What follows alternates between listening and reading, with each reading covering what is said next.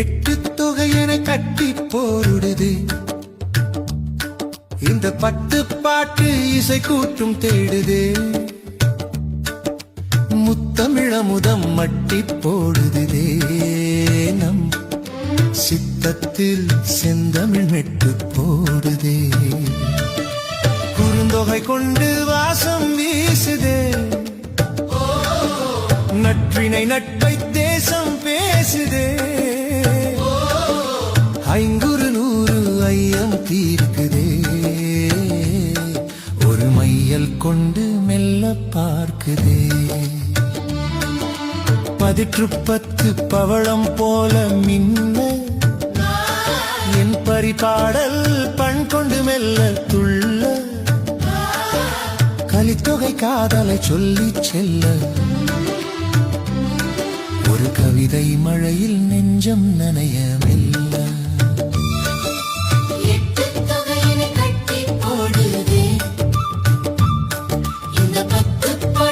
இசை கூட்டும் தேடுதே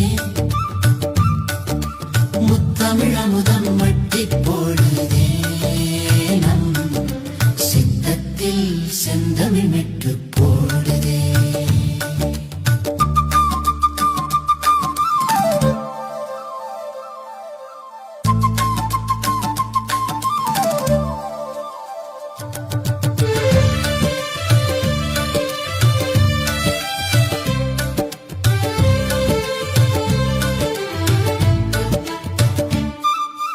அகநானூறு அன்பை சொல்லும் வேதம் நம் புறநானூறு வீரன் சொல்லும் கீதம் முருகு ஆற்றுப்படை முன்னின்று காக்கும் பொருணர் ஆற்றுப்படை புகழை சேர்க்கும்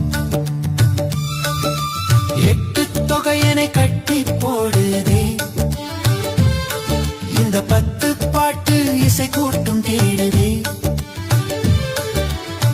தமிழமுதம் மட்டி போடுதே நம் சித்தத்தில் செந்தமிழ் மெட்டு போடுதே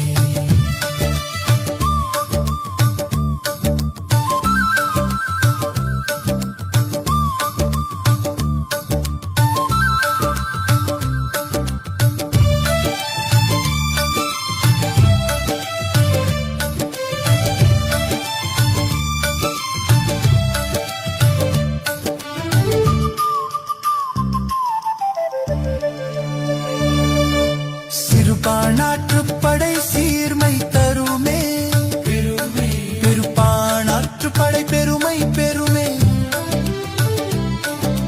முல்லை பாட்டும் மதுரை காஞ்சியும் நம் நெடுநல்வாடை பயனில் நினையும் கவிதை நெஞ்சமே எட்டு தொகையனை கட்டி போடுதே இந்த பத்து பாட்டு இசை கூட்டும் தேடுதே தமிழமுதம் மட்டி போடுதே நம் சித்தத்தில் செந்தமிழ் மெட்டு போடுதே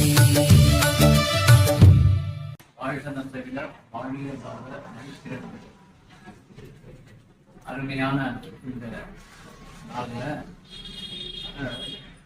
தந்தை மகற்காத்மனுக்கு பகையற்ற நன்றி எதிர்ப்பு செயல் மகன் தந்தை காற்றும் இதான் தந்தை இன்னொருத்தான் சொல்லணும் செயல் சொல்லும்பாங்க. அந்த அடிப்படையில தந்தையை போட்டுகிற ஒரு மாபெரும் தனையனாக பேராசிரியர் அவரை பார்க்குற போது எனக்கு அப்பா எனக்கு எப்படி ஞாபகம்னா கரந்தையில தொடர்புனால அந்த விநாயகர்லாம் டெய்லி வழிவிடுவாங்க. போனாலும் விநாயகர் வழிவிடுவேன். அந்த விநாயகர் வடிவமைச்சவே அவங்க தான் 2 இடத்துல வடிவமைச்சா சொன்னாங்க. அதில் சாரா சொன்னாங்க அந்த விநாயகர் அற்புதமான விநாயகர். அவருடைய கைப்பட்டு அதை மணக்கிறது, அதான் புகழ் மணக்கிறது. அதே போல நிறைய, அதாவது தமிழ் கடவுள்னு சொல்லலாம். தஞ்சைக்கு ஒரு ரெடி ரெக்கனர் அகராதி ஒற்ற கேட்டோம்னா கரெக்டாக அதை சொல்லுவாங்க. அப்பப்பட்ட நிறைய மாணவர்களை உருவாக்கிய ஒரு மாண்பவை சான்றோர், இறுதி வரைக்கும் போராடினவங்க. அந்த இறுதியில பாத்தீங்கன்னா மிகுந்த மகிழ்ச்சியான செய்தினா திருக்குறளுக்கு உரை இருந்தாங்க கடைசியா. அதெல்லாம் நினைத்து பார்க்க முடியாது. அதே போல வந்து நம்மளுடைய அன்பான ஒரு பேராசிரியர் குழந்தை உள்ள உடையவர். சாதாரண அன்பிற்குண்டு அடைக்குண்டாங்கிற மாதிரி அவர் வந்து ஒரு வாட்டி இவங்களுக்கு எனக்கு என்னன்னாக்கா, என்னுடைய பையன் வந்து பாரதி யூனிவர்சிட்டியில படிச்சிருந்தாப்புல, அவருக்கு வந்து அந்த இது மாணவர் சர்டிபிகேட் வாங்குற போது அவங்க என்ன பண்ணிட்டாங்க, எல்லா ரெக்கார்டும் பக்காவா இருக்கு. ஆனா அவங்க ஐடென்டிபிகேஷன் பண்ணாங்க. எங்க போய் பார்க்கணும்னு பார்த்தா ஐயா இருக்காங்க, துறை தலைவரா இருக்காங்க, மிகப்பெரிய ஆளுமை. உடனே வாங்க, உடனே வந்துட்டாங்க. உடனே எந்த திறமை இல்லாம அதை எனக்கு சொல்லி கொடுத்தாங்க. ஆனா வாழ்வில் வந்து மறக்க முடியாத 2 வாட்டி நான் அலையணும். இல்லாம அவர் வந்து அந்த அன்புடைய இது வந்து அது எங்க கேட் ஸ்கூல் இங்க பக்கத்துல மதர் இதெல்லாம் அவர் ஸ்கூல்ல நான் ஒர்க் பண்ணேன். அதெல்லாம் மறக்க முடியாத அதெல்லாம் ஒரு பாரம்பரியமான மிக்க குடும்பம். அதாவது நெறிப்பட வாழ்தல் எல்லாம் குறைஞ்சு போச்சு. ஆனா அந்த மாதிரி ஒரு சான்றோருக்கு இலக்கணமாக வாழ்ந்தவர், மாணவர்கள் அரவணைச்சவர். எப்ப பார்த்தாலும் ஒரு குடும்பம் சாத்த என்ன இருக்குன்னா அந்த டீம் அவங்களோட இணைஞ்சவங்க அத்தனை பேரையும் அரவணைச்சுப்பாங்க. இந்த பேருள்ளம்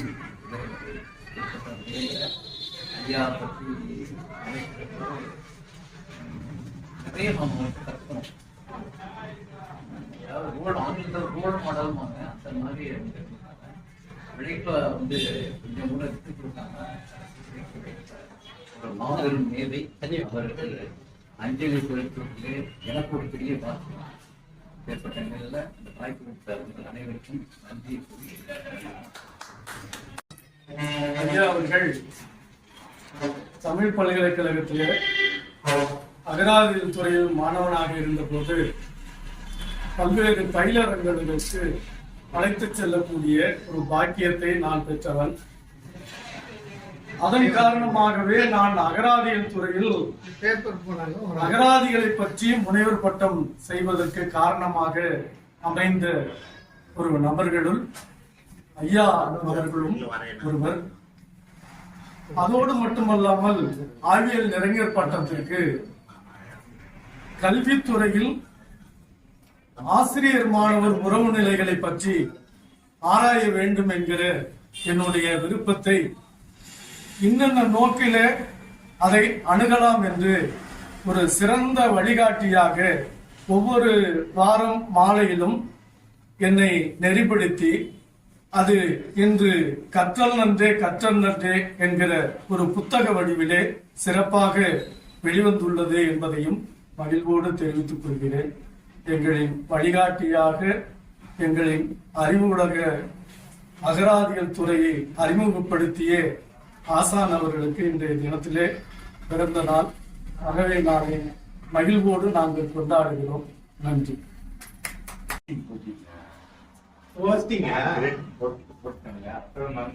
தஞ்சையிலே மிகப்பெரிய விளங்கிய ஐயா பாலசுந்தரனார்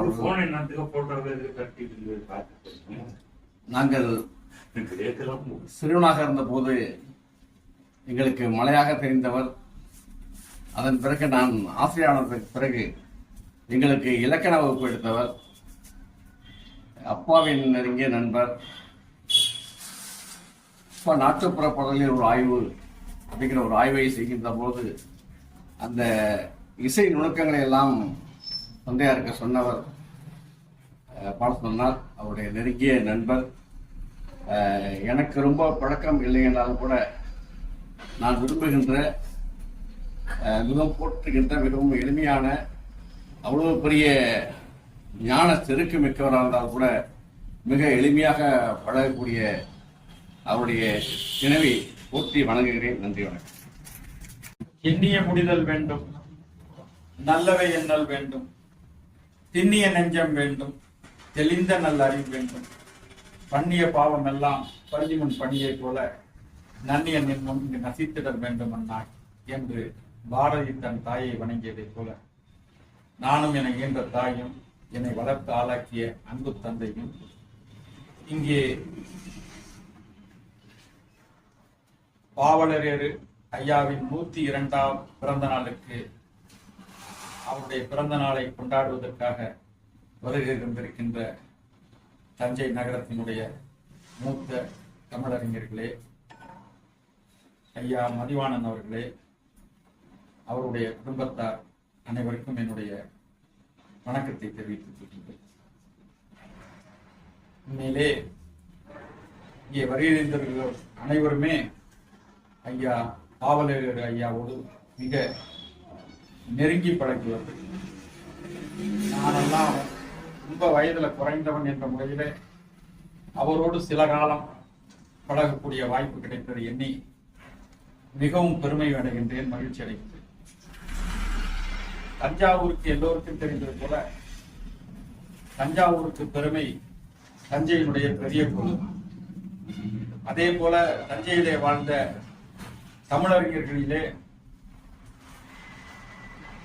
மிகவும் நம்முடைய செம்மொழிக்காக தன் வாழ்நாளை முழுமையாக ஈடுபடுத்திக் கொண்டவர் ஐயா பாவலரேறு சா பாலசுந்தரம் ஐயா அவர்களுக்கு நாம் அனைவருமே நன்றி கடன் பட்டவர்களாக இருக்கின்றோம். 102 வயதில் இன்று அவருடைய பிறந்த நாள் கொண்டாடப்படுகின்றது. அவர்கள் ஆகஸ்ட் 2ஆம் தேதி தான் அவங்க மறைந்தார்கள். ஆகஸ்ட் 1 அந்த கடைசி நாள் வரைக்கும் தன்னுடைய வாழ்நாளை மிகச் சிறப்பாக எப்படி ஒரு மனிதன் வாழ வேண்டுமோ அப்படி வாழ்ந்த பெருமக்களுள் அவர் ஒருத்தர். என்னை மிகவும் கவர்ந்தது என்னன்னா அவருடைய எளிமை.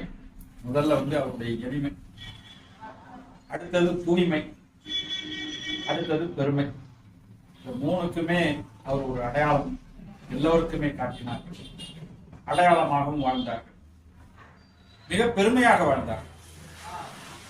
அதுக்கு காரணம் அவருடைய எளிமைதான். ஒரு எளிய குடும்பத்தில் பிறந்து மிகவும் அது சமீபத்தில் ஒரு 2 ஆண்டுகளுக்கு முன்னால் அவருடைய 100ஆண்டு விழா கரந்தை தமிழ்ச்சங்கத்திலே நடைபெற்ற பொழுது நம்முடைய கரந்தை ஜெயக்குமார் அவர்கள் அவருடைய வாழ்க்கையை பற்றி ஒரு தொகுத்து மிக அழகாக வரிசைப்படுத்தி ஒழுங்குபடுத்தி அதை முறைப்படுத்தி சொன்னார்கள்.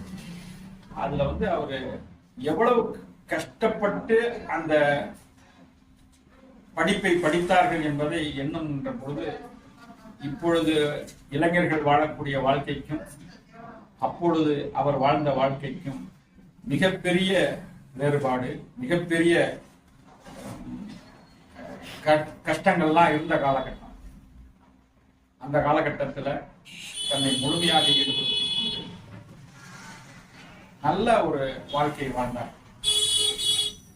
இந்த இல்லத்திலே அவரை சந்திக்கக்கூடிய வாய்ப்பு எனக்கு எப்படி கிடைத்தது என்றால், மறைந்த என்னுடைய தந்தையார் குரலடிகளார் பள்ளிமாணிக்கனார் 2005 தவறிய பொழுது அவர் உலக திருக்குறள் பேரவையின் செயலாளராக இருந்த நாள் அந்த பொறுப்பை அண்ணன் முபைதுல்லா அவர்கள் அந்த பொறுப்பை ஏற்று நடத்த வேண்டும் என்று கேட்டுக்கொண்டதற்கு நான் அந்த பொறுப்பை எடுத்துக்கொண்டேன்.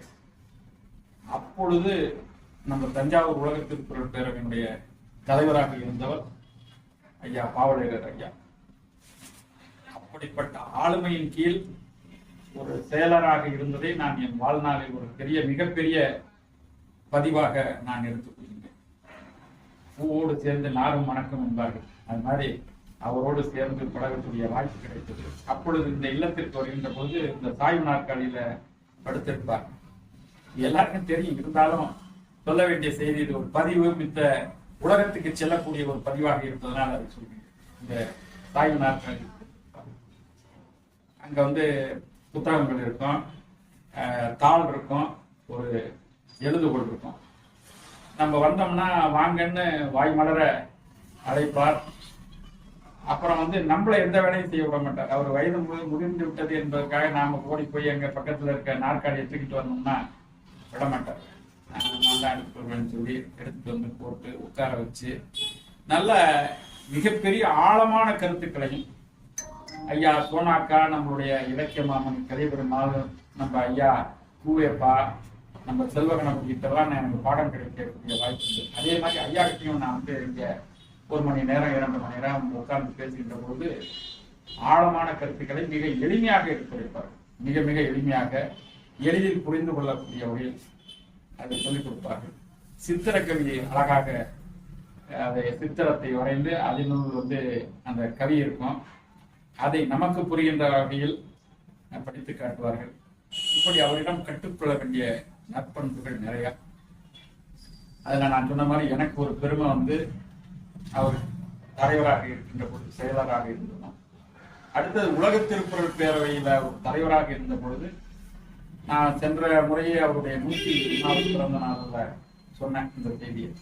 அந்த திருக்குறள் புத்தகம் தெளிவுரை, திருக்குறளுக்கு தெளிவுரை எழுதினார். அது குறுகிய காலகட்டத்தில் அச்சடிக்கப்பட்டு மிக அழகாக அது வெளியிடப்பட்டது. திருக்குறள் பேரவை, உலக திருக்குறள் பேரவை தலைவராக இருந்து அந்த திருக்குறள் பேரவைக்கு ஒவ்வொருத்தர் என்ன செய்யணுமோ அதை விட மிகப்பெரிய அவருடைய பணி திருக்குறளுக்கு தெளிவுரை எழுதுவது. பலரும் குறைகள் இருந்தாலும் ஐயா பாலசுந்தரத்தினுடைய உரை வந்து மிக மிக எளிமையாக எளிதில் புரிந்து கொள்ளக்கூடிய வகையில அது இருந்தது. அதற்கு ஐயா கந்தசாமி அவர்கள், ஐயா தலைவருமாள், மறைந்த இங்க பக்கத்துல கோப்பண்ணா வந்து அவருடைய நிழலான நேரத்துல எல்லாம் அவரெல்லாம் சொல்லணும். அவங்க நம்ம புலவர் அரங்கரமன்னன் எல்லாம் சேர்ந்து இணைந்து அந்த புத்தகத்தை தெளிவுரை கொண்டாந்தார்கள். இன்னைக்கு அது வந்து நாட்டுடைமையாக்கப்பட்டிருப்பது என்பது மிகப்பெரிய, ஐயாவுடைய புத்தகம் வந்து நாட்டுடைமையாக்கப்பட்டிருப்பது மிகப்பெரிய. அந்த வகையிலே நான் சொன்ன மாதிரி நம்முடைய செம்மொழிக்கு பெருமை, தஞ்சையிலிருந்து பெருமை சேர்த்தவர்களுக்கு அவர் ஒருவர். என்னைக்கும் அவர் புகழ் நினைத்த புகழாக, அது வந்து எந்த வகையிலையும்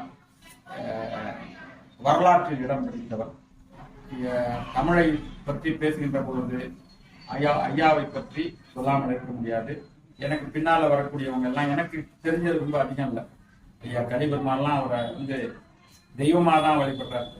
அந்த வகையில அவங்க எல்லாம் நிறைய கருத்துக்களை சொல்ல இருக்கின்றார்கள். அது வந்து இலக்கிய தொடர்பான கருத்துக்கள், இலக்கண தொடர்பான கருத்துக்கள்லாம் இங்க நம்ம ஐயா பாண்டுரங்கன் ஐயா அவர்கிட்ட படிச்சாங்கன்னு நினைக்கிறேன், அவருடைய மாணவர் நினைக்கிறேன், நாகேந்திரன் ஐயா, நம்ம பேராசிரியர் அன்பழகன்லாம் வந்தது.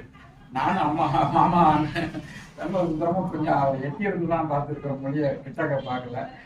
அந்த வகையில இன்னைக்கு 102வது பிறந்த நாள் கொண்டாட்டத்தில் நாங்கள்லாம் அதான் இப்போ காலையில தான் சொன்னேன், மாமா இது மாதிரி போட்டிருக்காங்க போயிட்டு வருவோம்னு. மாமா வந்து ரொம்ப நிகழ்ச்சிகளுக்கெல்லாம் வெளியில ரொம்ப போறதில்லை, அந்த முடியல. அதனால இருந்தாலும் சொன்னோன்னே மறுப்பே எதுவும் சொன்னது. அடுத்த மாமாவை பத்தி ஒரு குறிப்பு சொல்லணுங்க. அவங்களுக்கு அழைப்பு வந்திருக்கா வரலையான்லாம் பார்க்க மாட்டாங்க. நான் சொல்லுவேன், அவங்களுக்கு மனசுக்கு பிடிச்சிருந்ததுன்னா போவோம் மாப்பிள்ள அப்படின்னு சொல்லிட்டு உடனே கிளம்பிடுவாங்க. இல்லைன்னா வேண்டாம், அது அப்புறம் பார்த்துக்கலாம், உடம்பு சரியா இல்லை அப்படின்னு சொல்லி தவிர்த்துருவாங்க. இது சொன்ன அடுத்த நிமிடம் வந்து அவருக்கு போவோம்னு சொன்னாங்க. அதுக்கு ஒரு காரணம் வந்து மறைமுகமா அவருக்கு ஐயா மதிவாணன் மேல ஒரு அளவலாவிய ஒரு அன்பும் மரியாதையும் கலந்த அன்பும் உண்டு. அந்த அவர் 2-3 பேர்கிட்ட அந்த இது இலை ஓடி கொண்டிருக்கும் மாமா கிட்ட. அதுல ஒண்ணு ஐயா மதிவாணன். அந்த வகையில இந்த குடும்பத்தார் அனைவருக்கும் வந்து அவர் தோன்றா போடாக இருந்த அவருடைய புகழை மேலும் உயர்த்தணும். ஐயா மதிவாணன் அதே மாதிரி சிறந்த நிலையில இருக்கிறாங்க, மிகச்சிறந்த நிலையில இன்னைக்கு தமிழகத்துல சொல்லக்கூடிய அப்பாவை வழியிலேயே அவர் வாழ்ந்துட்டு இருக்கார். நிறைய அவருடைய பதிவுகள் எல்லாம் படிக்கிறப்ப ரொம்ப பெருமையா இருக்கு. யாரும் அந்த 2 இதை கலந்து வர்றாரு. ஐயா மதிவாணன் வந்து பழைய இதையும் எடுத்துக்குவாரு, இப்ப இளைஞர்களுக்கு எப்படி சொன்னா அது புரியுமோ அதை மிக தெளிவாக எடுத்து சொல்றாங்க, ரொம்ப மிக எளிவாக. அதுதான் பொருந்தும், உலகத்தோடு ஒட்டி வாழ்தல்ங்கிறது. அது ஐயா வந்து ரொம்ப சிறப்பாக வாழ்ந்துருக்காரு. அவங்க உயிரோட இருந்தப்ப காட்டினதும் அப்பயும் அவர்கிட்ட அந்த தந்தையாருங்கிற ஒரு பெரிய பற்றுதலும் இதுவும் இருந்தாலும் கூட ஒரு எட்டி இருந்தாரு. இறந்த பிறகு அவருடைய அத்தனை புகழையும் கொண்டாடுவதற்கான புத்தகங்களை எல்லாம் கொண்டு திரட்டி நாட்டுடைமையாக்குவதற்காக பல முயற்சிகளை எடுத்துக்கொண்டு நாட்டுடைமையாச்சு. அதுல மாமாவுடைய பங்கெல்லாம் நிறைய இருக்கு. அந்த வகையில எனக்கு பிறகு ஐயா கலிபெருமாள்லாம் பேசிருக்கிறாங்க, எல்லாருமே கலந்து பேசிருக்கிறோம். அந்த வகையில உங்கள் அனைவருக்கும் என்னுடைய நன்றியை தெரிவித்து விடைபெறுகிறேன். நன்றி, வணக்கம். எங்களுடைய பேராசிரியர் ஐயா பாலசுப்ரமணியனுடைய 102வது பிறந்த நாளில் கலந்து கொண்டு பேசுவதற்கு நான் மிகவும் பெருமைப்படுகிறேன். இங்கு வந்திருக்கக்கூடிய தமிழ் அறிஞர்கள் அனைவருக்கும் என்னுடைய வணக்கத்தை தெரிவித்துக் கொள்கிறேன். எங்களுக்கெல்லாம் என்ன ஒரு பெருமை அப்படின்னா, ஐயா பாலசுந்தரம் அவர்களுடைய மாணவர். 4 ஆண்டுகள் அவரிடம் பயின்றோம். நானு, அண்ணன் கந்தசாமி போன்றவர்கள்லாம் 4 ஆண்டுகள் தொடர்ந்து பயின்றோம். எனக்கு 1 ஆண்டு மூத்தவர் அவர் கந்தசாமி. எல்லாரும் அடிகளாசிரியர் இருந்தாரு, கோவிந்தராசனார் இருந்தாரு, அப்போ ஐயா சிவமணி ஐயா இருந்தாங்க. இருந்தாலும் பாலசுந்தர ஐயா வகுப்பு வந்தது அப்படின்னா மாணவர்கள் வந்து அப்படியே பின் டிராப் சைலண்ட்னு சொல்றோம்ல, அந்த மாதிரி அமைதியா இருப்பாங்க. சொல்லதிகாரத்துல சேனாவரையம் என்ற உரையை நடத்துவதில் அவருக்கு நிகர் வேறு எவரும் இல்லை என்று சொல்லக்கூடிய அளவுக்கு அவர் நடத்துவார். அதை எல்லோரும் சொன்னார்கள். பின்னாடி நாங்கெல்லாம் வேலைக்கு போன பிறகு சொல்லும் பொழுது, சொல்லதிகாரம் சேனாவரையம் நடத்துறதுல அவர் அடிச்சுக்கிறதுக்கு ஆளே கிடையாது அப்படின்னு கோபாலையார் சொல்லுவார். அந்த அளவுக்கு மிக சிறந்த பழமைவாதியாக இருந்தார். எனக்கு மிக்க ரொம்ப உரிமை உடையதற்கு காரணம் என்னன்னா, எங்க தெருவுக்கும் பக்கத்து தான் அவங்க பிறந்தது, இருந்தது, வளர்ந்தது எல்லாம். இம்மாட்டுப்பத்து இந்த 2 பேர் கலந்தையில, எங்க தெரு குளத்துமேட்டு தெரு, அடுத்த தெரு தான் அவங்க. அதனால அவங்களுடைய உற்ற நண்பர் ஒருத்தர், பாலிய நண்பர் தியாகி நடராஜ பிள்ளைன்னு இருந்தார். அந்த தியாகி நடராஜ பிள்ளை ஐயா வந்து, நான் கல்லூரிக்கு படிக்க வந்துட்டேன், என்னடா கல்லூரிக்கு போறியா, நம்ம பால இருப்பானே அப்படிம்பாரு. அந்த அளவுக்கு அவங்க உரிமையா பேசிக்கூடிய உரிமை உடையவர்கள். அப்புறம் நான் சொல்லியிருக்கிறேன், நடராஜ பிள்ளை விசாரிச்சாரு அப்படின்னு சொல்லுவேன் ஐயாட்ட. அந்த அளவுக்கு நாங்க பக்கமா வசித்தவர்கள். அதனால இவங்களுடைய உறவினர்கள் எல்லாம், மதியனுடைய உறவினர்கள் எல்லாம் எனக்கு ரொம்ப நெருக்கமான நண்பர்கள், உறவினர்கள் போல இருப்போம் நாங்கெல்லாம். அதனால எனக்கு ரொம்ப கொஞ்சம் அதிகமாவே தெரியும். ஐயா அவர்கள் இளமையில வாழ்ந்தது, அப்புறம் அந்த கல்லுப்பற்றை தொழில் செய்தது, அதற்கு பிறகு தமிழின்பால் ஈர்க்கப்பட்டு கல்லூரியில் சேர்ந்தது, அதற்கு பிறகு அவங்க வந்தது, இதெல்லாம் அந்த நடராஜ பிள்ளை எனக்கு சொல்லுவார். எவ்வளவு கஷ்டப்பட்டு தன்னுடைய வாழ்க்கையில இந்த தமிழை கற்று இவ்வளவு ஒரு பெரிய உச்சத்தை அடைந்தார்கள் அப்படிங்கிறது யாராலும் நினைத்து பார்க்க முடியாத ஒன்று. இன்னைக்கு அந்த ஐயா எழுதிய நூல்கள் அனைத்தும் நாட்டுடைமையாக்கப்பட்டுள்ளதுன்னா அது ஒரு பெரிய பெருமைக்குரிய ஒன்று. இப்ப நான் வரும்பொழுது வடவாத்து பாலத்துக்கிட்ட ஒரு நண்பர் ஆஞ்சநேயர் கோயில் வழிபட்டு இருந்தாரு. என்ன கண்டான எங்க போறீங்க, இந்த மாதிரி போறேன் அப்படின்னு. அப்ப ஒரு செய்தியை சொன்னார் அவரு. அவர் அஞ்சல் துறையில வேலை பார்த்தவர். எங்களுடைய அஞ்சல் துறையில வேலை பார்த்த ஒரு நண்பரு ஓய்வு பெற்றாரு.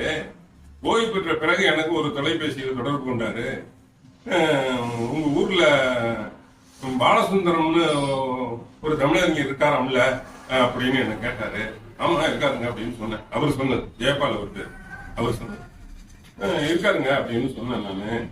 அவரு நிறைய புத்தகங்கள்லாம் எழுதியிருக்காரு, எனக்கு ஏதாவது ஒரு புத்தகம் வேணும் அப்படின்னு கேட்டாரு என்கிட்ட. எனக்கு உடனே அங்க யாரா சொல்லலாம் அப்படின்னு யோசிச்சுட்டு இருக்கும் பொழுது நண்பர் பாலுன்னு ஒருத்தர் இருக்காரு, அவருடைய தொடர்பு என்ன கொடுத்தேன். அவர்கிட்ட கேட்டுக்கிட்டு ஐயாவினுடைய வீட்டை விசாரிச்சுக்கிட்டு நேரா மேலவீதிக்கு வந்துட்டாரு. மேலவீதிக்கு வந்து ஐயாவுக்கு சார்ந்த பத்திட்டு காலில் விழுந்து வணங்கி, நான் இந்த மாதிரி அஞ்சல் துறையில வேலை பார்க்குறேன், நீங்க எழுதின புத்தகங்கள்லாம் படிச்சிருக்கிறேன், எனக்கு ஏதாவது ஒரு புத்தகம் ஒன்று வேணும், உங்களை பார்க்கணும், அந்த புத்தகத்தை வாங்கிக்கணும் அப்படின்னு ஆசையோட நான் வந்திருக்கிறேன் அப்படின்னு சொல்லி வந்திருக்கிறாரு. வந்தோடனே ஐயாவுக்கு முன்ன பின்ன தெரியாது, பழகிட்டு உடனே ஒரு புத்தகத்தை போய் எடுத்துட்டு வந்து கொடுக்குறாரு. அவர் உடனே அந்த அதுக்குரிய தொகையை, இவ்வளவு தூரம் என்னை தேடி வந்திருக்கிறீங்க, நீங்க இந்த புத்தகத்தை என்னுடைய அன்பளிப்பா வச்சுக்கோங்க அப்படின்னா என்ன வாழ்த்துங்க ஐயான்னு சொல்லிட்டு போனாராம். அவருடைய பையன் இன்னைக்கு கேரளாவில் IPS அதிகாரியா இருக்கிறார். அந்த அளவுக்கு புகழ் அடைவதற்கு காரணமாக இருந்தாரு அவரு. நான் என் பையனுக்கு அவங்களுடைய இதெல்லாம் சொன்னேன், அதனால என் பையன் அந்த அளவுக்கு வந்துட்டான்னு அவர் சொன்னாருன்னு இவர் சொன்னாரு என்கிட்ட இப்ப வரும்பொழுது. அதே போல நம்ம மாரவர்மன் ஐயாவுடைய தந்தையும் அவரும் ஒரு சாலை மாணவர்கள். அது நிறைய பேருக்கு தெரியாது, அண்ணனுக்கு தெரியும். அதாவது இவங்க 4வது ஆண்டு படிக்கும் பொழுது இவங்க 3வது ஆண்டு படிச்சிருக்கிறாங்க. மாரவர்மனுடைய அப்பா அவங்க 4வது ஆண்டு முடிச்சு வெளியில வந்த கையோட அப்பாயின்மெண்ட் ஆயிடுறாங்க அதே கல்லூரியில. இவங்க 4வது ஆண்டு போறாங்க. இப்ப இவர் மாணவர் ஆயிடுறாரு, அவர் ஆசிரியர் ஆயிடுறாரு. அப்போ ஒரு வருஷம் 2 பேரும் ஒன்னா சேர்ந்து படிச்சோம். 2வது வருஷம் நான் அவருக்கு மாணவர் ஆயிட்டேன் அப்படின்னு மாணவர்களுடைய ஐயா தந்தை என்கிட்ட சொல்லியிருக்கிறார். அதே போல ஐயா வேல் சுமந்தமூர்த்தி ஐயா அவர்களாம் ஒரு சாலை மாணவர் அந்த காலம் சொல்லுவாங்க. அந்த அளவுக்கு இருந்தாலும் அதுல புகழ்பெற்ற நல்ல உச்சநிலைக்கு உயர்ந்த பல்வேறு விதமான செயல்பாடுகள்ல உயர்ந்து விளங்கிய பெருமை நம்முடைய பாரத ஐயா அவர்களுக்கு உண்டு. இன்னொன்னு என்னன்னா, நாங்களாம் இந்த தமிழாசிரியர் கழகத்துல ஒரு பொறுப்பாளர்களாக இருந்தோம். நானு, கந்தசாமி, தூக்கம்னு சொல்லக்கூடிய கோவிந்தராஜ். அப்போ தமிழாசிரியர்கள்ல இடைநிலை ஆசிரியர்கள் பீலிட்டு அல்லது புலவர் எழுதி உடனே பதவி உயர்வு வந்துடும் தமிழாசிரியர். இப்போ இலக்கண வகுப்பு அல்லது பாட்டை பிரித்து படிக்கிறது கூட தெரியாத அளவுக்கு அவங்க இருந்தாங்க. இதெல்லாம் ஒரு பெரிய குறைபாடா இருந்தது. ஆனா அவங்கள நீங்க ப்ரொமோஷன் கொடுக்க கூடாதுன்னு சொல்ல முடியாது. அவங்க படிச்சிருக்கிறாங்க, அதனால நாங்க வந்துட்டோமாங்க. சரி, இந்த குறைபாடுகளை நீக்கிறதுக்கு என்னடா பண்றதுன்னா ஒரு பணியிடை பயிற்சி செய்யலாம் அப்படின்னு அந்த முதன்மை கல்வி அலுவலர், மாவட்ட கல்வி அலுவலர்லாம் ஒன்று சேர்ந்து பேசி முடிச்சோம். அப்ப அந்த பணியிடை பயிற்சி நடத்தும் பொழுது நாங்க தமிழரசியல் கழகத்தை நடத்தின காரணத்தினால அதை ஒரு மையமா பட்டுக்கோட்டை, ஒரத்தநாடு, திருவிடைமருந்தூர், கும்பகோணம், பாபநாசம், தஞ்சாவூர் இப்படின்ட்டு ஊர்களை தேர்ந்தெடுத்து இந்தந்த இடங்கள்ல அந்த சுற்றுப்பகுதியில் இருக்கக்கூடிய ஆசிரியர்கள் வர்ற மாதிரி ஒரு ஏற்பாடு பண்ணிக்கங்க. அவங்களுக்கு அனுமதி கொடுக்க வேண்டியது, அந்த நாளை வேலை நாட்களாக கருத வேண்டியதெல்லாம் என்னுடைய வேலை அப்படின்னு அந்த அதிகாரிகள் சொன்னாங்க. இதை நாங்க பேசிட்டு இருக்கும்போது சொன்னோம், என்ன எங்க நடத்துறீங்களோ அங்கெல்லாம் அழைச்சிட்டு போங்க. அழைச்சிட்டு போக வேண்டிய வேலை மட்டும் உங்களுக்கு. அங்க அந்த இடைநிலை ஆசிரியர்களை நல்ல தமிழ் ஆசிரியர்களாக வளர்வதற்கு வேண்டிய இலக்கண அறிவையும் இலக்கிய அறிவையும் சொல்லிக் கொடுக்க வேண்டியது என்னுடைய பொறுப்பு. என்ன நான் இருக்கிற வரைக்கும், இந்த வார்த்தையை பயன்படுத்தினாங்க, என்ன நான் இருக்கிற வரைக்கும் பயன்படுத்திக்கிங்க அப்படின்னு சொன்னாங்க. அதே போல நானு, கந்தசாமி, கூக்கோ இவங்கெல்லாம் பணியிட பேசி எங்களுக்கு சிறப்பு விடுப்பு கொடுத்துருவாங்க. போய் இருந்து ஒவ்வொரு இடத்துலையும் 4 நாள், 5 நாள், 3 நாள், 2 நாள்னு ஊருக்கு தகுந்த மாதிரி அந்த பயிற்சி நடத்தணும். அதுக்கு ஐயாவை அழைச்சிட்டு போவோம். அந்த மாதிரி அண்ணன் வந்திருக்கிறாங்க. கலியூர் அண்ணன் ரிட்டையர் ஆன பிறகு அங்க அந்த பயிற்சிகளுக்கு நடத்தி கொடுத்துட்டு வருவாங்க. அந்த மாதிரியான தமிழ் ஆசிரியர்களை வளர்ப்பதற்கும் தமிழை வளர்ப்பதற்கும் பல வகையில காரணமாக இருந்தவர்கள் எங்களுடைய பேராசிரியர் ஐயா பாலசுத்தன் அவர்கள். அவர்களுடைய பெருமையை பேசுவதற்கு வாய்ப்பு கிடைச்சது. அண்ணனார்கள் நிறைய செய்தி சொல்லுவாங்க. அதனால அந்த வாய்ப்பு கிடைத்தமைக்கு மிக்க நன்றியை தெரிவித்துக் கொள்கிறேன். பாவலரேறு ஐயா அவர்களுடைய 102வது பிறந்தநாள் நிகழ்விலே கலந்து கொள்கிற வாய்ப்பை ஐயா தான் அளித்திருக்காங்கன்னு நினைக்கிறேன். நான் இந்த நிகழ்வில் வந்திருக்கக்கூடிய பேராளுமைகளானவங்க அனைவருக்கும் என்னுடைய பணிவான வணக்கங்களை புலப்படுத்தியிருக்கிறேன். என்னுடைய அக்கா மணிமேகலைன்னு சொல்லி தலைமை ஆசிரியர் பணி ஓய்வு பெற்றுட்டாங்க. அவங்க தான் முதலாக ஐயாவுடைய மாணவியாக இருந்தாங்க, கலவை கல்லூரியில் இருந்தாங்க. அப்போ ஐயா பற்றி நிறைய சொல்லியிருப்பாங்க. அப்போ நான் பார்த்ததில்லை, ஐயாவை பார்த்ததில்லை. அதுக்கு பின்னால் தான் நான் தமிழ் பல்கலைக்கழகத்தில் பணியாற்றிய காலத்தில் வி சுப்பிரமணியம் துணைவேந்தர் இருந்தார். அவர் இருந்த 5 நேர்முக உதவியாளர் நானும் முதல்ல 82 இருந்தேன். அப்போ எனக்கு எம்ஃபில் முனைவர் பட்டம் செய்யணுங்கிற ஒரு ஆசை கொடுத்து நான் முடிவு பண்ண எம்ஃபில் செய்கிற போது நல்ல ஆசிரியத்தை செய்யணும் அப்படின்னு நான் முடிவு பண்ணும்போது அக்காட்ட சொன்னேன். அக்கா தான் சொன்னாங்க, நீ ஐயாட்டே செய்ய அப்படின்னு சொன்னாங்க. அப்போதான் நான் மதிவன் ஐயாட்ட கேட்டேன். அப்போ அந்த காலகட்டத்தில் நான் என்ன எடுத்தேன், நான் எழுத்தாளராக இருந்த காரணத்தினால நான் தி ஜானகிராமன், பாலகுமார் நாவல்கள் பெண் பாத்திர படைப்பு எடுத்துக்கிறேன் ஐயான்னு சொன்னேன். ஐயா சொன்னாங்க, நீங்க எடுத்துக்கிற எனக்கு உடன்பாடு கேள்வி அது பிரச்சனை இல்லை, ஆனா உங்களுடைய சுதந்திரத்தை தரவிட மாட்டேன்னு சொன்னாங்க. அது ரொம்ப எனக்கு பிடிச்சிருந்துச்சு. அப்புறம் அந்த ஆய்வேட்டை நான் சிறப்பாக செய்தேன். ஐயா கடைசி வரைக்கும் எனக்கு முழு சுதந்திரம் பண்ணிட்டு அந்த ஆய்வேட்டை செய்வதற்கு உதவி பண்ணாங்க. நான் பட்டம் பெற்றேன் அப்படின்னு சொல்லாங்க. அது பின்னாடி நூலாக அது பரிசெல்லாம் பெற்றது அப்படிங்கிறது ஒரு கதை. அப்பதான் பாவலர் ஐயா பத்தி எனக்கு கேள்விப்படுறேன். இன்னொரு வாய்ப்பு என்ன ஆயிடுச்சுன்னா அப்புறம் விஐஸ்ட் என்ன பண்ணாங்க, அவர் சொன்னாரு. அப்ப எனக்கு நாட்கூலி 8 ரூபாய் டெய்லி வேஜஸ்ல என்ன விஐஎஸ் போட்டிருந்தாரு. அவர் டைப் பண்றதுலாம் அவருக்கு பிடிக்கும். ஒரு முறை என்ன நிகழ்ந்து அப்படின்னா, அவர் எழுத்து புரியாம இருக்கும் எழுத்து. அப்ப தஞ்சாவூர் கவிராயர் கோபாலகிருஷ்ணன் தான் பிஏ வந்தார். அவர்கிட்ட சொன்னேன், ஐயாவோட எழுத்து புரியல அப்படின்னாரு. நீ தானே கேட்டு வாங்கிட்டு வந்த, நீனே டைப் பண்ணு அப்படின்னாரு. எனக்கு புரிஞ்ச எழுத்த மட்டும் தான் அடிப்பேன், புரிய எழுத்து நான் அடிக்க மாட்டேன் அப்படின்னு சொன்னாங்க. அது நீ ஆச்சு, ஐயா வச்சு, நான் உள்ள போக மாட்டேன் அப்படின்னாரு. நான் துணிச்சுல என்ன பண்ணேன், அந்த தட்டச்சு டைப் பண்ணி தெரியாத இடத்துலாம் போட்டு அப்படியே வச்சேன். என்ன இப்படி அடிச்சுக்கன்னாரு. அதான் மட்டும் சொன்னல, எனக்கு புரிஞ்ச எழுத்த மட்டும் தான் அடிப்பேன், புரியாது நீனே வந்து ஐயா இருக்கிற அதுக்கு என்ன கொடுத்துட்றேன் அப்படின்னு. அப்போ துணைவேந்தருக்கு வந்து அந்த துணைநிலை கவர்னர் கேட்கறது அதெல்லாம் தெரியாது. ஒரு பெரிய அதிகாரி அப்படின்னு நிறைய தெரியும். அங்கேருந்து உள்ள போனேன். என்ன செய்தாய், தட்டச்சு செய்தாயா அப்படின்னு பாரு. விஎஸ் பேசிட்டாங்க ஐயா, கொண்டா அந்த வாங்கி பார்த்தாரு. பார்த்தோன்னே எடுத்துட்டு இதெல்லாம் என்ன அப்படின்னாரு. ஐயா உங்க எழுத்து புரிஞ்ச இடத்துல அடிச்சிருக்கிறேன், புரிய இடத்துல கோடு போட்டிருக்கிறேன் அப்படின்னா கோபாலகிருஷ்ணன் எல்லாம் சுற்றி நிற்கிறாங்க. என்ன திட்ட போராட்டத்துக்கு உன்னை பாராட்டுகிறேன், இவ்வளவு எழுத்துக்களை நீ புரிந்து கொண்டாய்.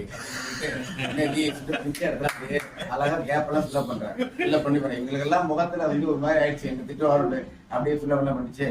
உனக்கு நான் என்ன செய்யறேன், நாளையில இருந்து உனக்கு வந்து கணிப்பொறியில் பணி தந்திருக்கிறேன். 8 ரூபாயிலிருந்து 10 ரூபாய் சம்பளம் ஆக்கியிருக்கிறேன். நீ கணிப்பொறியில் பணிபுரினார். ரொம்ப நன்றிங்க போறேன் வந்து. அப்பதான் காசியர் செல்லமுத்துன்னு ஒருத்தர் வந்து ரொம்ப டேரர் விசி குழந்தைசாமியினுடைய உறவினர். அவர்தான் துறை தலைவர் வந்தார்.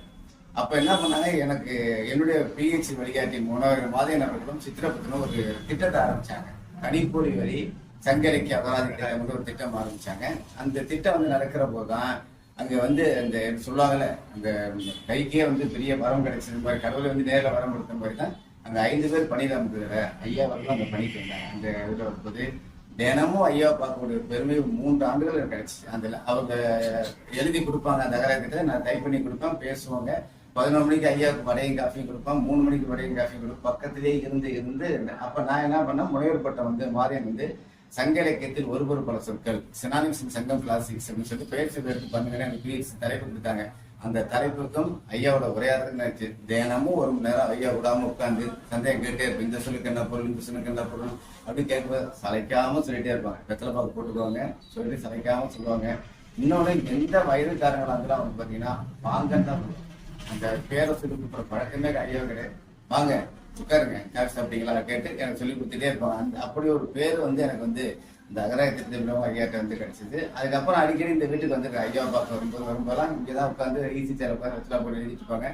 வாங்க அப்படின்னு சொல்லிட்டு ஐயா பேரை சொல்லி இந்த மாதிரி வந்திருக்காங்க வாங்க அப்படின்னு சொல்லி கூப்பிட்டாங்க. அப்படி உரையாடுகிற வாய்ப்பு என்பது ரொம்ப ஒரு பெரிய பேராக தான் கிடைச்சது அப்படின்னு நான் நினைக்கிறேன். வந்து அது மட்டும் இல்லாம வந்து அப்ப ஐயாவுக்கு வந்து உடல்நலம் சரியில்லாத போது ஐயா ஒரு வார்த்தை சொன்னாங்க. ஐயாவுடைய இதயத்தை வந்து ஆராய்ச்சி செய்த வந்து டாக்டர் சொன்னாங்களாம், இந்த ஹார்ட் வந்து இன்னும் வந்து 30 வருஷத்துக்கு தாங்குற அளவுக்கு இந்த ஹார்ட் நல்லா இருக்குன்னு சொன்னாங்க. அப்பா ஐயா 90 வயது கிட்டத்தட்ட வந்திருப்பாங்க. அப்ப இன்னும் 30-40 வருஷம் தான் இதயம் இருக்குன்னா எதெல்லாம் சொன்னா அவங்க சேர்ந்து தமிழ் தொண்டாளர் வேற ஏதாவது இல்லை. அது தமிழ் அத்தகைய ஆற்றல் மிக்கது அப்படிங்கிற விஷயம் வந்து எனக்கு ரொம்ப பிடிச்ச. அந்த ஹார்ட் எவ்வளவு இருந்தா முழுக்க 24 மணி நேரமும் சாப்பிட்ற நேரம் ஒருங்கிற தவிர்த்து எல்லா நேரத்திலும் தமிழ் இருக்கக்கூடிய ஒரு விஷயம் வந்து ரொம்ப பிடிச்சிருச்சு. அப்புறம் ஐயாவுடைய இலக்கிய நூல்களை எல்லாம் பார்த்துட்டு ஒரு பெரிய பட்டியலே இருக்கு. இந்த ஆங்கிலத்துல ஜெண்டர்னு சொல்ல வகைப்பாடுங்கிற மாதிரி ஐயா எழுதாத வகைப்பாடே இல்லை. ஆனா எல்லா வகைப்பாட்டையும் எதுக்குள்ள வச்சாங்கன்னா ட்ரெடிஷன் பேஸ்ட் மரபுக்குள்ளதான் வச்சிருக்கேன். பாலப்பாட்டுல இருந்து எல்லாமே பாத்தீங்கன்னா மரபுக்குள்ளதான் வச்சாங்க. இப்ப அவங்களுடைய மகனாராக வந்திருக்கிற ஐயாவுக்கு பாத்தீங்கன்னா அதே மல்டி பர்சனாலிட்டி. ஆனா ஐயா எப்படின்னு கேட்டீங்கன்னா மரபுல எந்த உயரமோ அதே ஒரு புதுமை இலக்கியத்துல அதே உயரம். ரெண்டுலயுமே ஐயா வந்து சிறப்பா வந்து வந்துட்டு இருக்கான்னு சொல்ல முடியும். அப்ப அந்த பிச்சிலிங்காடு இளங்கோ என்று சொல்லக்கூடிய ஒருத்தர் வந்து இப்ப சிங்கப்பூர்ல இருக்காரு. இந்த பக்கம் அத்திவீட்டுல பிறந்தவர் சிங்கப்பூர் இருக்காரு. அவர் மக்கள் மனம் அப்படின்னு சொல்லக்கூடிய ஒரு இதழை நடத்திட்டு வராரு. அப்ப அவர் என்கிட்ட அறிமுகமானவங்க எனக்கு ஒரு கற்றை கொடுங்க திருக்குறள் அப்படின்னு சொல்லி கேட்டாரு. அப்ப நான் என்ன பண்ணேன், 3 அதிகாரத்தை எடுத்துக்கிட்டேன். 66, 67, 68 வினை தூய்மை, வினை திட்டம், வினை செயல் 3 அதிகாரத்தை எடுத்துக்கிட்டு இதை நான் என்ன பண்ணேன், ஜீவ் போக்கூடிய ஆங்கில மொழிபெயர்ப்பு, இன்னொருத்தர் இலியாசன் எழுதக்கூடிய ஒருத்தர் ஆங்கில பதிப்பு, அப்புறம் 1972 சென்னை பதிப்பகப்பட்ட ஆங்கில பதிப்பை வச்சுக்கிட்டு இதுக்கு நிகரான தமிழ் உரையை ஆறுதை பார்க்கலாம் அப்படிங்கிற போது எனக்கு ஐயாவோட உரை தான் போய் எளிமையா இருந்துச்சு. பொருள் இவருடைய உரையை எடுத்துக்கிட்டேன், மனத்தொடர் எடுத்துக்கிட்டேன், பரிகார உரை இந்த 3 உரைத்திறன்லையும் அந்த ஆங்கில மொழிபெயர்ப்புலையும் வினை தூய்மைனா என்ன, வினை திட்பம்னா என்ன, வினை செயல்னா என்னன்னு 3 ஆராய்ச்சி பண்ணி நான் ஒரு கட்டை எழுதினேன். அதாவது வினை வள்ளுவம் வல்லுவ வினை அப்படின்னு சொல்லுங்க தலைப்புல அந்த கட்டை எழுதி அந்த சிங்கப்பூர் இதழில் வந்து அது பிரசுரமான சென்றது. அந்த அளவுக்கு வந்து அந்த உரை நுட்பம்ங்கிறது எனக்கு ரொம்ப அவ்வளவு எளிமையா இருந்துச்சு. ஏன்னா அந்த வினை தூய்மைங்கிறது ஒருத்தங்க வந்து பியூரிட்டி அப்படின்னு வந்து ஜீவி போக்கு சொல்றாரு. அதை இன்னொருத்தவங்க சொல்ற போது அப்ரைட்னஸ் அப்படிங்கிற ஆங்கில வார்த்தையை அவங்க வந்து பயன்படுத்துறாங்க. ஒருத்தங்க வந்து மோட் ஆஃப் ஆக்ஷன் அப்படின்னு சொல்றாங்க, வினை செயலை மோட் ஆஃப் ஆக்ஷன் அப்படின்னு சொல்றாங்க. இன்னொரு சொல்லும் போது மெத்தட் ஆஃப் ஆக்ஷன் அப்படின்னு சொல்றாங்க. இப்படிலாம் இந்த ஒப்பீடு இருக்கிற போது இதுக்கு ஏன் இந்த மெத்தடுக்கும் சரி இந்த மோட் ஆஃப் ஆக்ஷனுக்கும் பொருந்தக்கூடிய ஒரு உரை யார் இருக்காருன்னா ஐயா பாலசனையார் உரை எனக்கு ரொம்ப கைவிச்சு. அவ்வளவு எளிமை அவ்வளவு. அப்ப எல்லாவற்றையும் யூகிக்கிற அளவுக்கு வள்ளுவர் எழுதியிருக்கிற உரைக்கு நிகராக ஒரு உரை வருது அப்படின்னு சொன்னா அது எந்த அளவுக்கு அவங்க ஆழங்கால் பட்டிருப்பாங்க அப்படிங்கிறது இருந்துச்சு. இப்படி எனக்கு நிறைய ஐயாவுடைய வந்து அனுபவங்கள் வந்து இந்த தமிழ் பல்கலைக்கழகத்தில் வந்து விஐஸால எனக்கு கிடைச்ச வாய்ப்புன்னு நான் நினைக்கிறேன். அப்படிப்பட்ட பெரிய அவருடைய வாழ்ந்த இல்லத்துல நிக்கிறதே எனக்கு வந்து ஒரு பெரிய பெருமையா நான் வந்து நினைக்கிறேன். இந்த வாய்ப்புக்கு நன்றி கூறி விடைபெறுகிறேன். வணக்கம். இன்னைக்கு காலையில் இன்னைக்கு மாணவர்கள் சொன்னது தான் எனக்கு தெரியும். நான் பொதுவாக எந்த நிகழ்ச்சியாக இருந்தாலும் இப்போ என்னால் தனியாக போக முடியாத ஒரு சூழலில் இருக்கிறதுனால மாணவர்கள் ஃபோன் பண்ணி போகமான்னு அழைப்பெல்லாம் நான் கவலைப்படுறதில்லை. நல்ல நிகழ்ச்சியாக இருந்தால் போய் கலந்துக்கலாம். ஒரு குடும்ப நிகழ்ச்சின்னா அவங்க அழைக்கணும், நம்ம போகணும். இது அப்படி இல்லை. நல்ல நிகழ்ச்சிகள் நம்ம கேட்கலாம் அப்படின்னு தான் சொன்னால் நான் வர உடனே வருவேன். இன்னைக்கு காலையில் 2 நிகழ்ச்சி இன்னும் இதை சொல்லிட்டு இன்னொன்று சொன்னிச்சு. அதை விட்டுருக்கமான ஐயாவுடைய பிறந்தநாள் நம்ம அவசியம் போய் வர வேண்டியது அப்படின்னு சொல்லிட்டு உடனே புறப்பட்டு பாரந்து சொன்னிச்சு, பாண்டு சொன்னிச்சு, வந்திருக்கிற தமிழறிஞர்கள்னு சொன்னிச்சு. அது பொருந்தாது எனக்கு.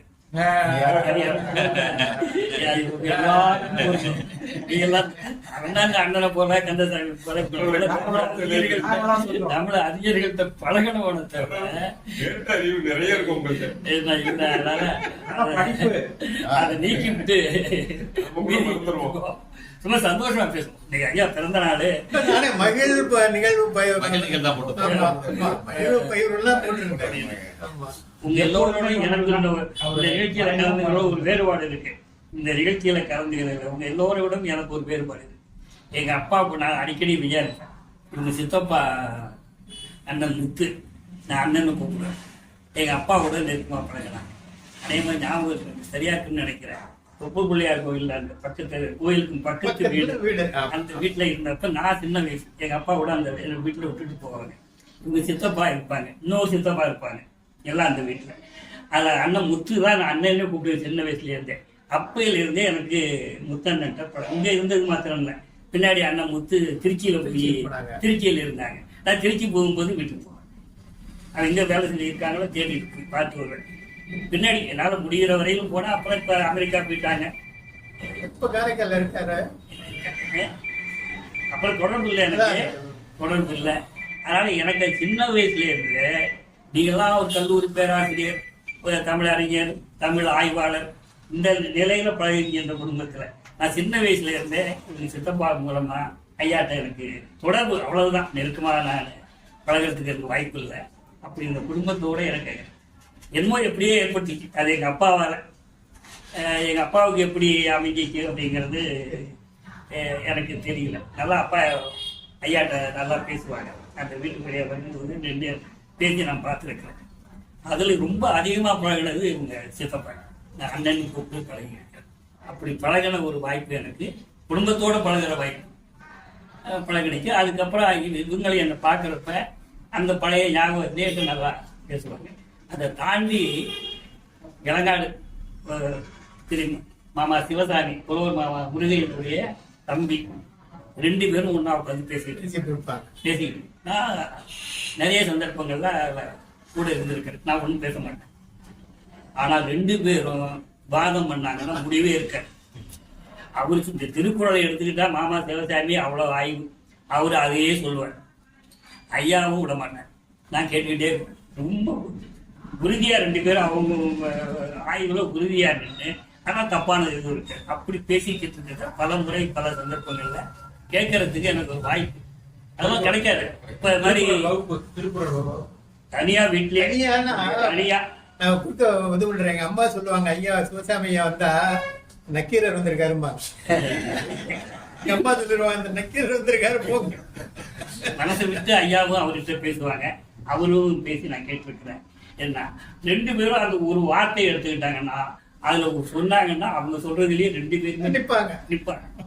என்ன அது அந்த ஆய்வெல்லாம் இப்ப சொல்றதுக்கு பேசுறதுக்குலாம் இப்ப யாரும் இல்லை. அவ்வளவு பேசுறதுக்கு ஆள் இல்லை. ஏதோ 1, 2 எனக்கு அதெல்லாம் புரியாத நேரம் கேட்டுட்டு இருப்பேன். அதே போல ஐயா நம்ம சோனாக்கா ஐயா அரண்மனையில வகுப்பு நடத்துறாங்க. அவை நடராஜா வந்திருந்தாரு.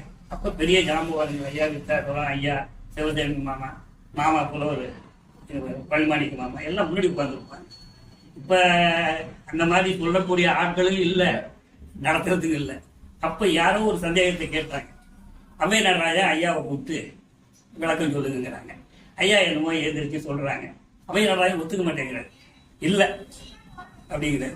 இடையில சோனாக ஐயா வந்து எனக்கு இது என்னன்னு சொல்றது இப்ப தெரியல, ஏதோ ஆசையா கேட்டேன் தவிர என்ன சொன்னாங்க என்ன கேட்டாங்கிறத சொல்றதுக்கு எனக்கு அப்பதான் நான் முதல்ல இந்த திருக்குறள் வகுப்பெல்லாம் கேட்க ஆரம்பிக்கிறேன். ஒன்றும் புரிஞ்சுக்கிட்டேன்னு சொல்றேன். அதுக்கு பிறகு இவர் முன்னின்று நடத்தினாரு வீரராயக்குள்ள அந்த கேட்கறப்ப தான் ஓரளவுக்கு தெரிஞ்சுக்கிட்டேன். ரொம்ப புரிஞ்சுக்கிட்டேன்னு சொல்றதுக்கெல்லாம் இல்லை. அப்போ இந்த ஒரு 3/4 மணி நேரம் ஐயா சோனா கந்தசாமி, மாமா சிவசாமி, ஐயா மையமா வச்சுக்கிட்டு அவை நடராஜனும் கேட்கிறாரு. ஐயா என்னென்னமோ சொல்றாங்க. இந்த 4 பேருக்கும் இப்ப நடக்கிற விவாதத்துல எல்லாரும் அமைதியா உட்காந்துருக்காங்க. ஏதோ ஒண்ணு என்னங்கிறது எனக்கு நினைவு, அது இன்னும் எனக்கு கேட்டது ஞாபகம். அப்படிப்பட்ட ஒரு சூழல்லாம் இங்க இருந்துச்சு. இப்ப நடத்துறதுக்கு ஆள் இல்லை, கேட்கறதுக்கு ஆள் இல்லை, சொல்றதுக்கு நம்மளுக்கு இன்னைக்கு ஒரு பெரிய குறை. என்னமோ மாதிரியா போயிட்டு இருக்கு இந்த நிலைமை. அதெல்லாம் ஒன்றும் இல்லை. இன்னைக்கு போட்டித் தேர்வுக்கு என் பையன் தான் சொன்னார். அன்னைக்கு போட்டித் தேர்வாளர்களுக்குன்னு பயிற்சி கொடுக்குறாங்க. அதுக்கு பிள்ளைங்க வரமாட்டேன். யாரையும் பணம் கட்ட சொல்லலை, இது கேட்கல. அவன் பெரிய பெரிய இடத்துல பணம் கட்டி படிக்க போகிறான். இப்படி ஒரு சூழலாம் இருக்கு. இந்த நேரத்தில் ஐயா போன்றவர்களுடைய பணியெல்லாம் நம்ம நினைச்சு பார்க்கணும். வெளியில சொல்லி ஆகணும். இன்னும் வெளியில சொல்லணும். நம்ம யாரையும் வேற சொல்ல முடியாமே போயிட்டோம். நிறைய பேர்கள் பணி செஞ்சிருக்கிறாங்க. அவங்கள பற்றியெல்லாம் வெளியிலே தெரியாமையே போயிடுச்சு. அதனால ரொம்ப பேர் அமைதியாகவும் வெளியில தெரியாமே செஞ்சுட்டு போயிட்டாங்க. அப்படிப்பட்ட வரிசையில் ஐயாவும் தன்னை வெளியில் அதிகமாக காமிச்சிக்கல. அவருடைய பணி அவரோட நின்றுச்சு. சில தஞ்சை மாநகரத்தை சில பெரிய அறிஞர்கள் அண்ணெல்லாம் அவர்கிட்ட மாணவர் நினைக்கிறேன். மாணவர் தானே மாணவர். நீங்க நம்ம தொல்காப்பியம் மேல ரொம்ப ஒரு கடைசியில் அவர் இறந்து போனப்ப ஐயா பக்கத்துல நின்று எவ்வளவு வருத்தப்பட்டாங்கிறத நான் பக்கத்துல நின்று பார்த்தேன். இந்த திடீர் மறைவு தொல்காப்பியம் ஒரு மரியாதை வச்சிருந்தாங்க. நம்ம முன்னாள் எம்எல்ஏ அவங்க எங்க வீட்டுக்கு அவர் கூட வந்திருக்கு. ரொம்ப ஐயா மேல ரொம்ப மரியாதை, அவங்க ரொம்ப மரியாதை வச்சு பேசுறது நான் பார்த்துருக்கேன். மாமா கூட அடிக்கடி பேசுறது இப்படி கூட எல்லாம் ஐயா பழகி இருக்கிறேன். ஐயாவும் ஏதோ ஒரு மரியாதையா இருந்தாங்க. இனிமேல் அப்படியாப்பட்ட மனிதர்கள் உருவாகணும். நீங்க தான் நம்ம இளைஞர்களை கொண்டு வரணும். இளைஞர்கள் வேற திசையில் போயிட்டு இருக்கிறாங்க, தடுக்க முடியாது. காலம் கொஞ்சம் விட்டுதான் அதெல்லாம் நம்ம இருக்கணும். வரும் எப்படியோ போனதெல்லாம் ஒரு காலத்துல திரும்பி வந்தது மாதிரி. இப்ப போறவர்களும் ஒரு நேரம் இங்கே வேகமா ஓடுற எல்லாத்தையும் போய் முட்டி மோதி தான் திரும்பணும். தவிர நடுப்புற பிடிச்சி இழுத்தோம்னா அது வராது. அதெல்லாம் போய் தான் திரும்பணும். இந்த மாதிரி நாளில் ஐயாவை பற்றி நம்ம நினைக்கிறதுக்கு உங்களோட எல்லாம் அறிஞர்கள் கூட கலந்து பேசுறதுக்கு எனக்கு ஒரு வாய்ப்பு கிடைச்சதுக்கு நன்றி சொல்லி என்றைக்கும் ஐயா நம்ம கூடவே இருக்கிறாங்க. எத்தனையோ நூல்கள் வழியாக அமைந்து வழியாகவும் நம்ம கூடவே இருக்கிறாங்க. நம்மளை விட்டு வாழ்ந்துட்டு இருக்காங்க. அந்த வாழ்க்கையை நினைக்க மகிழ்ச்சியா வாழும். அனைவருக்கும் வணக்கம். வாழ்ந்தவர் கூடி மறைந்தவர் கூடி மக்களின் மனதில் நின்றவர் யார்? இது திரைப்பட பாடல். இந்த இடத்துல மக்களின் மனதில் அப்படிங்கிறத தாண்டி தமிழ் அன்பர்களுடைய மனதில் நின்றவர் பாவலரையாரு. தமிழ் அன்பர்கள்னு சொல்லணும்னாக்கா இப்ப கரந்தை கல்லூரியில் பயின்ற மாணவர்கள் மட்டுமல்ல, தஞ்சை மண்ணில் இருக்கக்கூடிய மாணவர்கள், பேராசிரியர்கள், தமிழ்நாட்டில் இருக்கக்கூடிய தமிழ் நண்பர்கள், தமிழ் பேராசிரியர்கள், இன்றைக்கு நாட்டுடைமையாக்கப்பட்டதற்கு பின்னால் தமிழ்நாடு முழுவதும் மட்டும் உலகம் முழுவதும் இருக்கக்கூடிய தமிழ் உணர்வாளர்கள் எல்லாம் அவருடைய நூல்களை எல்லாம் அவர்கள் எல்லாம் பயின்று கொண்டிருக்கிறார்கள் அப்படின்ற மாதிரி நம்மளால பார்க்க முடியுது. அது மாதிரி தமிழுக்கு தொண்டு செய்வன் செத்ததில்லை, தமிழ் தொண்டன் பாறைதான் செத்ததுன்ற மாதிரி தமிழ் தொண்டர் ஆக விளங்கிய காரணத்தினால் பாவலர் ஏறு, அதாவது பாவலர் மட்டும் இல்ல, பாவலர்ல ஏறு என்ற அந்த அடைமொழியோடு சொல்லப்பட்ட ஒரே ஒரு மனிதர் வந்து எனக்கு தெரிஞ்சு பிரசித்தனருக்கு அப்புறம் பாலசுப்ரமணியன் ஐயா மட்டும்தான் அப்படிங்கிற மாதிரி நம்ம பார்க்க முடியுது. அவர் வந்து அந்த தமிழ் தொண்டு அப்படின்னு சொல்லும் பொழுது ஏதோ தமிழ் ஆசிரியராக இருந்து இலக்கிய நூல்கள், கவிதை நூல்கள் நிறைய பேர் எழுதுறோம்னா நீங்க நாட்டில் நிறைய பெரிய இருக்கும். ஆனா அந்த இலக்கணத்துல வந்து துவைந்து நூல் எழுதின நாட்கள் எல்லாம் ரொம்ப குறையும். இசையில இருந்து பாடுறவங்க நிறைய பேர் இருப்பான், இசையில நூல்கள் எழுதுனவங்க வந்து ரொம்ப குறையும். அது மாதிரி தமிழறிஞர்களா இருக்கக்கூடிய கவிதை எழுதுனவங்க நிறைய பேர் இருப்பான், இலக்கணத்துல நூல்கள் எழுதுனவங்க நான் ரொம்ப குறைவாக தான் நம்ம பார்க்க முடியும். அந்த வகையில இலக்கணத்துல மிக தோழிந்த ஆழ்ந்த புலனுடையவராக விளங்கி இருக்கிற காரணத்தினாலதான் வந்து அவருடைய புகழ் இன்றைக்கும் நினைத்து இருக்கிறது. 122 ஆண்டுகளுக்கு முன்னாலும் கூட அவருடைய பிறந்த நாளை வந்து இன்னைக்கு வந்து தமிழ் உணர்வாளர்கள் கூடி கொண்டாடக்கூடிய நமக்கு கிடைச்சிருது. அவரிடத்துல நான் நேரடியாக பயிலுவதற்கான வாய்ப்பு கிடைக்கலன்னு சொல்லிருந்தோம் கூட அவருடைய பிள்ளையிடம் பயிலுவதற்கு என்னுடைய வந்து பெரிய வாய்ப்பு எடுத்திருக்கிறது. அதனால வந்து பார்த்தீங்கன்னு சொன்னீங்கன்னா ஐயாட்ட மிதியானையாட்ட பயின்றதுனால காரணத்தினால தான் நமக்கு ஒரு ஒரு வழக்கமான அந்த தமிழ் தமிழ் சிந்தனை அப்படிங்கிறதெல்லாம் தாண்டி ஒரு இடதுசாரி சிந்தனை அப்படிங்கிற அந்த போக்கெல்லாம் வந்து அவரிடத்துல பயின்றதுனால தான் எனக்கு வந்து கிடைச்சது. அதனால இன்னைக்கு வேற ஒரு தளத்திலையும் நம்மளால இயங்க முடியுது அப்படிங்கிற மாதிரி ஒன்று. அதோட அவருடைய பிள்ளையிடம் சேர்ந்து பயின்றவர் தமிழ்மணியோட உடன் பயின்ற அந்த மாணவர். அந்த அடிப்படையில் இந்த வீட்டுக்கு நான் அடிக்கடி வந்திருக்கக்கூடிய வாய்ப்புகளும் கிடைச்சிருக்குது. ஐயா நேரடியாக பார்த்து உட்கார்ந்துருப்பாரு. அவர்கிட்ட அதிகம் நான் பேசுனதில்லை, பிள்ளைகளோடதெல்லாம் பார்த்துட்டு நான் போயிருப்பேனே தவிர அவர் அமைதியாக உட்கார்ந்துருப்பாரு. அவர் அழகா ஒரு வணக்கத்தை நானும் சொல்ல அவர் வணக்கம் சொல்லுவார். அதோட நம்ம நலமான உறவு இருந்திருக்கிறது. ஆனால் அவருடைய நூல்களை எல்லாம் இன்றைக்கு நம்ம பயிலுவதற்கான வாய்ப்புகள் எல்லாம் இன்னைக்கு கிடைச்சிருக்குது. அந்த வகையில் அவருடைய 122 ஆண்டுகளுக்கு பின்னாலும் கூட ஒரு மனிதருடைய பிறந்த நாள் வந்து கொண்டாடப்படுகிறது அப்படின்னு சொல்லிட்டோம்னா செத்தவர்கள் சிறந்தவர்களை புத்தகத்திலாக வைத்து கொண்டுக்கிறோம் அப்படிங்கிற மாதிரியான கணக்கில் நம்ம வந்து படத்துல வச்சிருந்தவர்கள் மட்டும் இல்லை, நினைவுல வச்சு இன்னைக்கு வந்து நம்ம வந்து இந்த வீட்டுல இருந்து அதுவும் வந்து அந்த நினைவை போற்றுவது என்பது எனக்கு கிடைத்திருக்கக்கூடிய ஒரு பெரிய வாய்ப்பாக நான் நினைத்து அதை மகிழ்வோடு இந்த சந்தர்ப்பத்தை நினைத்து நன்றி குறிப்பிடுகிறேன். அவ்வளோதையா இது செம்மைப்படுத்திய புகழிடம்.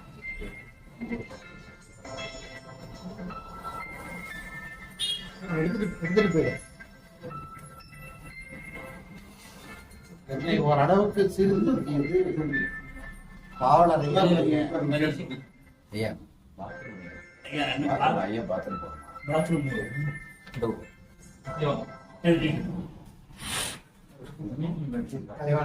மேல போயிடுச்சு.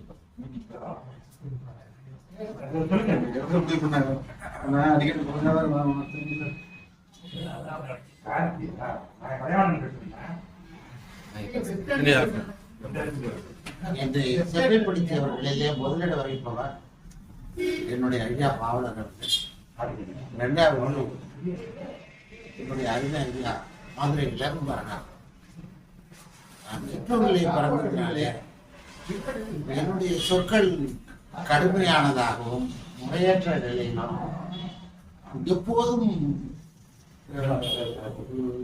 சினத்தோடும் இருப்பேன். ஒரு பண்பட்ட ஒரு பேச்சா இருக்காது. அதையெல்லாம் மாற்றியது இந்த ரெண்டு பெருமக்கள். அதுல பாவலரையா தான் எனக்கு முதலிடம். காரணம் அகமும் புறமும் தூய்மையான அதே போலவே ரகுவரனாக இருந்தார். அவர்கள் பற்றி மற்றவர்கள் என்ன சொன்னார்கள் என்பது மட்டும் அதே நேரத்தில் அவரோடு பணியாற்றிய அடிகள் ஆசிரியர் சீக்கோய்யா பாவலரோட மூத்தவங்க தான். ஆனா இந்த 3 பேருமே ஏழ்மையான குடும்பத்தை சேர்ந்தவங்க.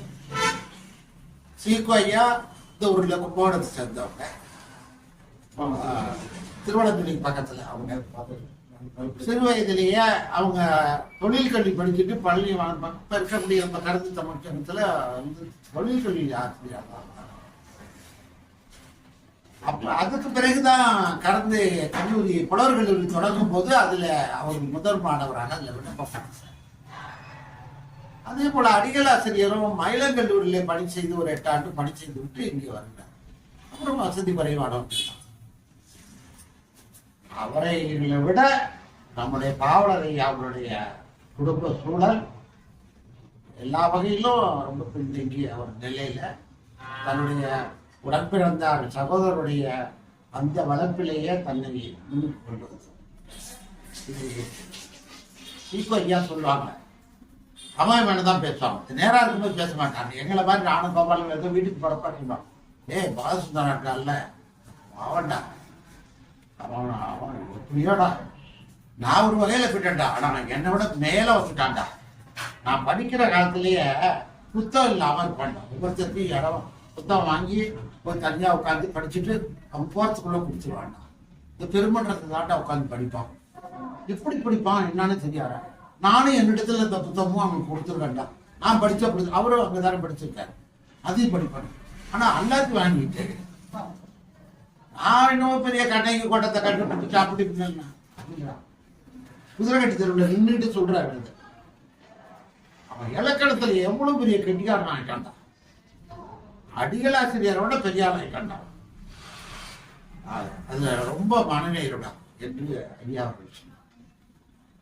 அதே போல என்னுடைய அருமை சகோதரி பாண்டிச்சேரியை சேர்ந்தவங்க இளமதி ஜானகி ராமன். இளமதி ஜானகி ராமனுடைய அப்பா பேரு கண்ணையா நாயுடுன்னு பேரு. அவங்க உடையார் பாளையத்தை சேர்ந்தவங்க. அவரு தொடக்கப்பள்ளியினுடைய ஆசிரியராக இருந்தவர். விடுப்பு போட்டுட்டு வந்து ஐயாவுடைய படிச்சோம்.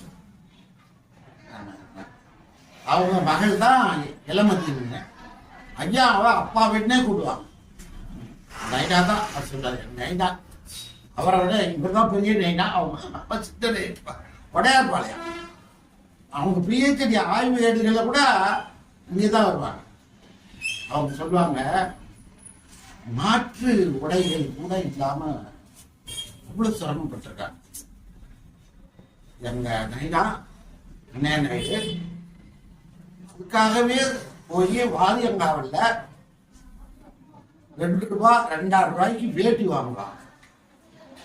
அங்கிருந்து எடுத்துட்டு வந்து அப்ப பரிசில தான் வரணும். சில நேரத்துல எல்லாம் கடையில வச்சுக்கிட்டாய முண்டாசுக்கிட்டே அந்த வேட்டி எடுத்துட்டு வந்து அப்பா நீந்திட்டு வந்து அங்க கொடுத்துட்டு 2 பேரும் அப்படி இருப்பாங்க. கண்ணையா நாயுடு காவலரும் அப்படி இளமைக்கால எந்த இருந்தாலும் சரி கடைசி வரைக்கும் 2 அண்ணன் தம்பி ஒரே வகுப்புல இருந்தாலும் அண்ணன் தம்பி மாறி இருக்கு. ஆனால் அவரை விட ஐயா வந்த பிறகு அவர் ரொம்ப பெருமைப்பட்டார். நைனா சொல்லுவாங்க, நான் ஏதோ போனேன், ஆனா இன்னைக்கு பாலசுந்தர வளங்களாம் போற்றக்கூடிய அளவுக்கு வளர்ந்து. அதனால அப்பா என்ன கேட்கணும், எங்களுடைய தம்பி தான் அப்படின்னு பதிய சொல்றப்பெல்லாம் அப்படி சொந்த தம்பி மாதிரி அந்த அம்மா இன்னைக்கு இருக்காங்க அவங்க சொல்லுவாங்க, என் தம்பி தான். அவங்க உன்னுடைய இல்ல திருமணத்துக்கு நான் அனுப்புறேன், அவளுக்கு தெரியல, அவளை சொல்லியிருக்காமா திருமணத்தை சொல்லியிருக்கேன். அதே போல செல்வியும் 2 பேரும் ஒருத்தவங்க அதான் நடத்திட்டு அழுதுகிட்டே கையை பிடிச்சிக்கிட்டு தம்பி வந்துட்டாப்ல அப்படின்னு சொன்னாங்க. மதியம் வந்துச்சு. அதே போல அழைப்பெல்லாம் இல்லை, கேள்வி சொன்னதை வச்சு 2 பேரும் பாண்டிச்சேரிக்க ஆரம்பி போட்டாங்க. அந்த மாதிரியான ஒரு உறவு. அதே போல காட்டு பிரிஞ்சத்துல ராமசாமின்னு ஒருத்தர், அவரை கேட்ட பிடிச்சார். அவங்க நாங்க நாகப்பட்டினத்துல நானு பாண்டு பூமிநாதெல்லாம் படித்து மதிப்பீட்டு படிக்க போவோம். அங்க எங்களுக்கெல்லாம் அந்த முதன்மை தேர்வாளராக இருந்து அதை பார்ப்பேன். நான் எங்க போனாலும் என்கிட்ட ஒரு பழக்கம், நீங்க எந்த யூனிட்டை முடிச்சிக்க, நீங்க எந்த யூனிட்டை முடிச்சிக்க அப்படின்னு. இந்த கடந்தை தமிழ் சங்கத்துக்கு தெரியும், தனியாவே தெரியும். அவங்களுடைய பழக்க வழக்கங்கள், பேச்சு, உரையாடலை பார்த்தோம்னாவே கருத்தை கண்டு கண்டுபிடிச்சாங்க. அப்படி எல்லாம் ஒரு வட்டம் போட்டப்ப ராமசாமி அனுப்பிச்சு திறந்தேன். அவர் தான் எல்லாருக்கும் வாங்கி கொடுப்பார். அப்ப இருக்கும்போது கோவில் இடத்துல போய் ஐயா எல்லாம் இப்படி இருக்காங்க, பாவலவியார் இருக்காங்க, எங்க இருக்காங்க, ஐயா இங்கதான் இருக்காங்க, வடக்கீங்களா பிடிக்கா கிடைத்தால் முடிச்சுட்டு போகும்போது பார்ப்போமா. அதுக்கு பிறகு எல்லாரும் நாங்க பணத்தை வாங்கிட்டு வீட்டுக்கிட்டோம். அப்ப அந்த 1000 ரூபா கூட வராது, 600 700 ரூபா 300 ரூபா 400 ரூபா வரும். அது எங்களுக்கு பெரிய தொகை. எனக்கு ஊதியமே எங்களுக்கு 300 ரூபா தான். 300 ரூபா அதுல இது கிடைச்சோன்னா இன்னும் பெரிய தொகை கிடைச்சிட்டு போல நாங்க மகிழ்ச்சியோட ஒருத்தர் பார்க்கல ஒடியாந்துட்டோம். 2 நாள் கழிச்சு அப்புறம் நான் முகவரி மட்டும் கூட எல்லாத்தையும் வாங்கின்னு தரேன். அந்த முகவரி எழுதிட்டார். நான் பாவலாவை பார்க்கறதுக்காக நான் தேதி வர்றேன், எங்க வர்றேன்னு எனக்கு சொல்லுங்க. அப்புறம் நானும் அதே போல எழுதி போட்டு கொடிமரத்து மூலைக்கு வந்துருக்கேன் அப்படின்னு. அப்ப எல்லாம் பாருங்க. அதே போல கொடிமரத்து மூலைக்கு வந்துட்டார். முன்னாடியே வந்துட்டார், காலையிலேயே வந்துட்டார். நான் இப்ப கீழாசில இருக்கேன். கீழாசில இருந்து வந்து பாக்குறேன் இருக்கு. வந்துட்டு அவர் நிக்கிறாரு. எனக்கு தம்பி நான் முன்னாடியே வந்துட்டேங்க.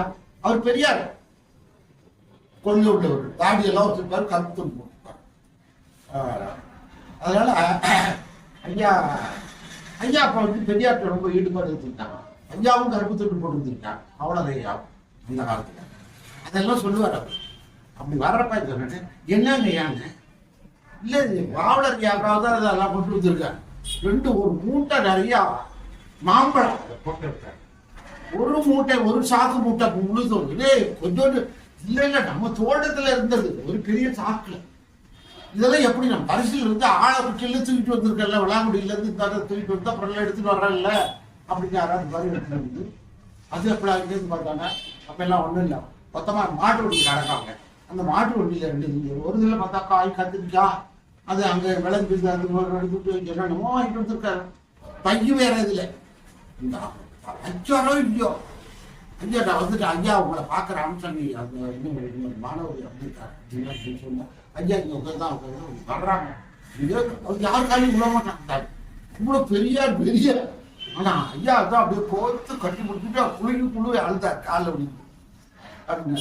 அப்புறம் மேல மூட்டை எடுத்துக்கிட்டு என்ன ராமசாமி எனக்கு தெரியாயா, நான் ராமசாமி அவங்க மாணவன் அப்படின்னு சொல்லிப்பேன்.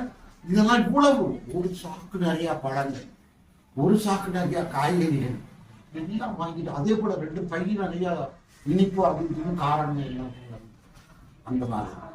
அதே போல ஐயா சொன்னாங்க சாமி எட்டாரு எந்த புத்தகம்லாம் சேர்ந்து போச்சுப்பா அந்த மாதிரி இருக்குப்பா, அதை பார்க்குறப்ப அது ஏன் எனக்கு கவலையா இருக்கு அப்படின்னா கவலைப்படாதீங்க ஐயா நான் அதை பார்த்துக்கிறோம் அப்படின்னு சொன்னேன்.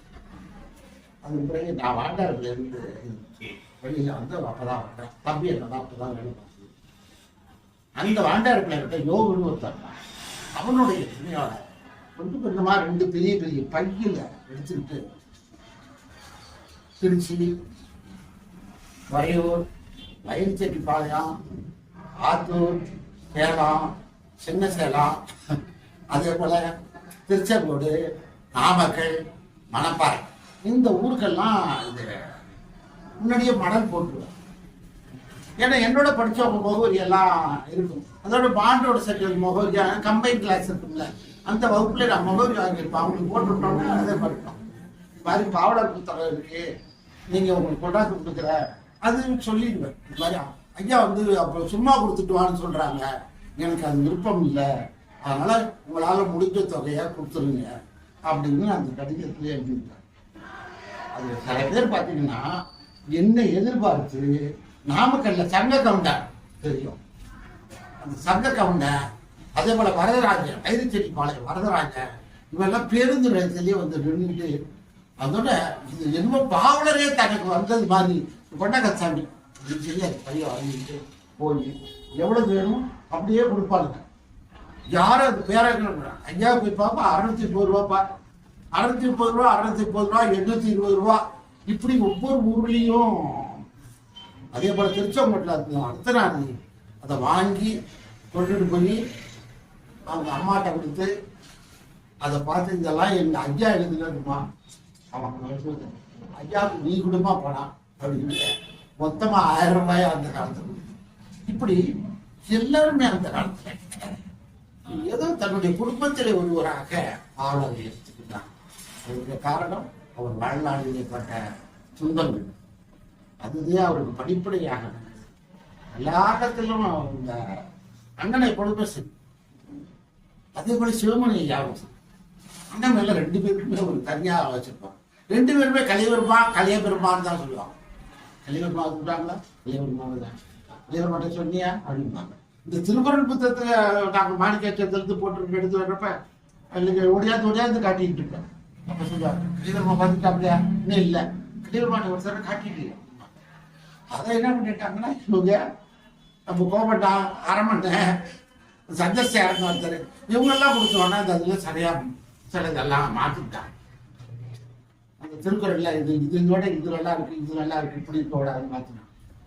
அப்புறம் அதுக்கு வந்து ஐயாட்ட கேட்பேன், விசாரிக்கூடாது நான் என்ன எழுதுனா அப்படி அப்புறம் அந்த இதே போல சொன்னது போல தட்சிணாமூர்த்தி யாராவது சொன்னாங்க பாவலர் ஐயா மாதிரி யாரும் இலக்கணம் தெரிஞ்சவங்க தான் எல்லாத்துக்கும் உரையாடணும். இலக்கணம் தெரியாதப்ப எந்த பாடலுக்கோ செவிலுக்கெல்லாம் இலக்கணம் இருக்குது. பாவலர் ஐயா வரையெல்லாம் இருக்கு பார்க்கலாம் அப்படின்னு 4 முருகன் இல்லை. அதே போல என்ன பண்ணாருடைய அப்போ போகும்போதெல்லாம் செவில சொல்லி இந்த இடத்துல இப்படி திருப்புறாங்க, இப்படி திருப்பிருக்காரு. அவரை வச்சு ஒரு நாள் கருத்தரங்கம் போடலாம்னு நான் உபதிலான்ட்டு சொன்னேன். அப்போ போட்டுருங்க கலியபெருமான தலைமையில் அவரே பேசிட்டோம், நீ செஞ்சிருவாங்க நூலுக்கு அப்படின்னாங்க. முடியாமல் போயிட்டு. எனவே பாவலர் அவருடைய இலக்கண அறிவு, அவருடைய பண்புனால அதனாலதான் அவருடைய மாணவர்கள்லாம் இன்றைக்கும் பெற்ற தாய் தந்தையர் இருக்கிறாங்களோ இல்லையோ எல்லாருமே சொல்றாங்க. நம்மளை பொறுத்த வரைக்கும் நமக்கு பாடம் சொல்லி கொடுத்த ஆசிரியர், அதுபோல அண்ணன் சொல்லுங்க வேல் சம்பந்தம் பத்தி படிச்சுக்கலான்னு வேல் சம்பந்தம் பற்றி அங்கே அப்படியே பாவலர் ஐயாவும் அப்படியே தன்னுடைய குருவா அவையா என்னமோ நடப்பார். அதே மாதிரி தான் ஞானவடி இப்பயே அப்படி இருக்கு. ஞானவடி அவருடைய மகள் தான் என்னோட படிச்சது. ஞானவடி உனக்கு பேர் இப்படி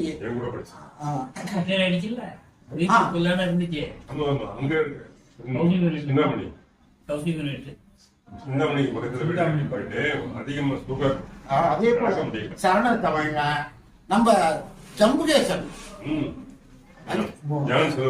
தான் செல்வராஜ் முதல் முறையாக வர்றப்ப வந்தாரு. அங்கிருந்து ஒண்ணுமே சொல்லல, வேட்டிய தள்ளி விட்டுட்டு ஐயா அண்ணன் நெத்திய வச்சு செருக்க அப்படியே முடிச்சுட்டே இருக்காரு. அண்ணனோட பிடிச்ச ஒரு ஜம்புகேசன் ராமதாஸ் ஐயா.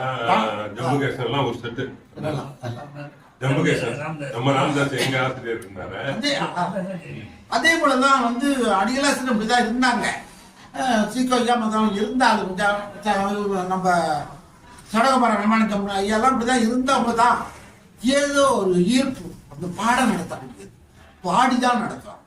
அத யாரிடத்திலையும் தன்னுடைய எரிச்சலை வருத்தத்தை வெளிப்படுத்தவே மாட்டோம். மென்மையான சொற்கள், மென்மையான சொற்கள். அது மாதிரி அதே ஒரு முறை நாங்கள் எல்லாரும் உட்கார்ந்து நான் மேம்பாலத்தை வந்துட்டேன். அதுக்கு பிறகு இருக்கும்போது நானும் ஐயாவும் எனக்கு சொல்லிட்டு இருப்பான். பல நிகழ்ச்சிகள் எல்லாம் தொடர்ந்து இருக்கும்போது பேச்சு தொடர்ந்து இல்லாமல் நான் வந்து இருக்கும்போது ஒரு நாள் வண்டி வந்து இருந்தது. அது வந்து யாராவது இருந்தாங்க. அது யாருன்னு கேட்டேன், கோபாலையோட தம்பி பாண்டிச்சேரியிலேருந்து அழைச்சிட்டு பாண்டிச்சேரி அது வெளில இறங்கி இருந்திருக்கேன். இருக்கானா பொண்ணு என்னடா இருக்கானா, அப்புறம் கோபாலையோட அங்கேருந்து உள்ள வர்றப்ப அந்த 2 பேரும் பேசுறாங்க. அப்படி பேசிட்டு போது அம்மா மேலே பேசுறாரு. அவரு 1923 பிறந்தவர், இவரு 24 பிறந்தவர். பேச்சுக்கு பேச்சு வளர்த்துறா. என்னடா சொல்ற, இந்த ஊருக்கு இந்த ஊருக்கு மடைமாறி இலக்கணம் இதை பத்தி பிரச்சனை வர்றப்ப நீ என்னடா அப்படி எழுதுற? சிவஞான முனிவர் சொன்ன விளக்கம் என்ன தெரியுமா? தெரிஞ்ச மாட்டா. இவரு ஒன்றுமே இல்லை, வெத்தல் வாயுள்ளே இருக்கு. பொண்ணு சிரிப்பா சிரிச்சுக்கிட்டு இப்படியே இருக்கிறாங்க.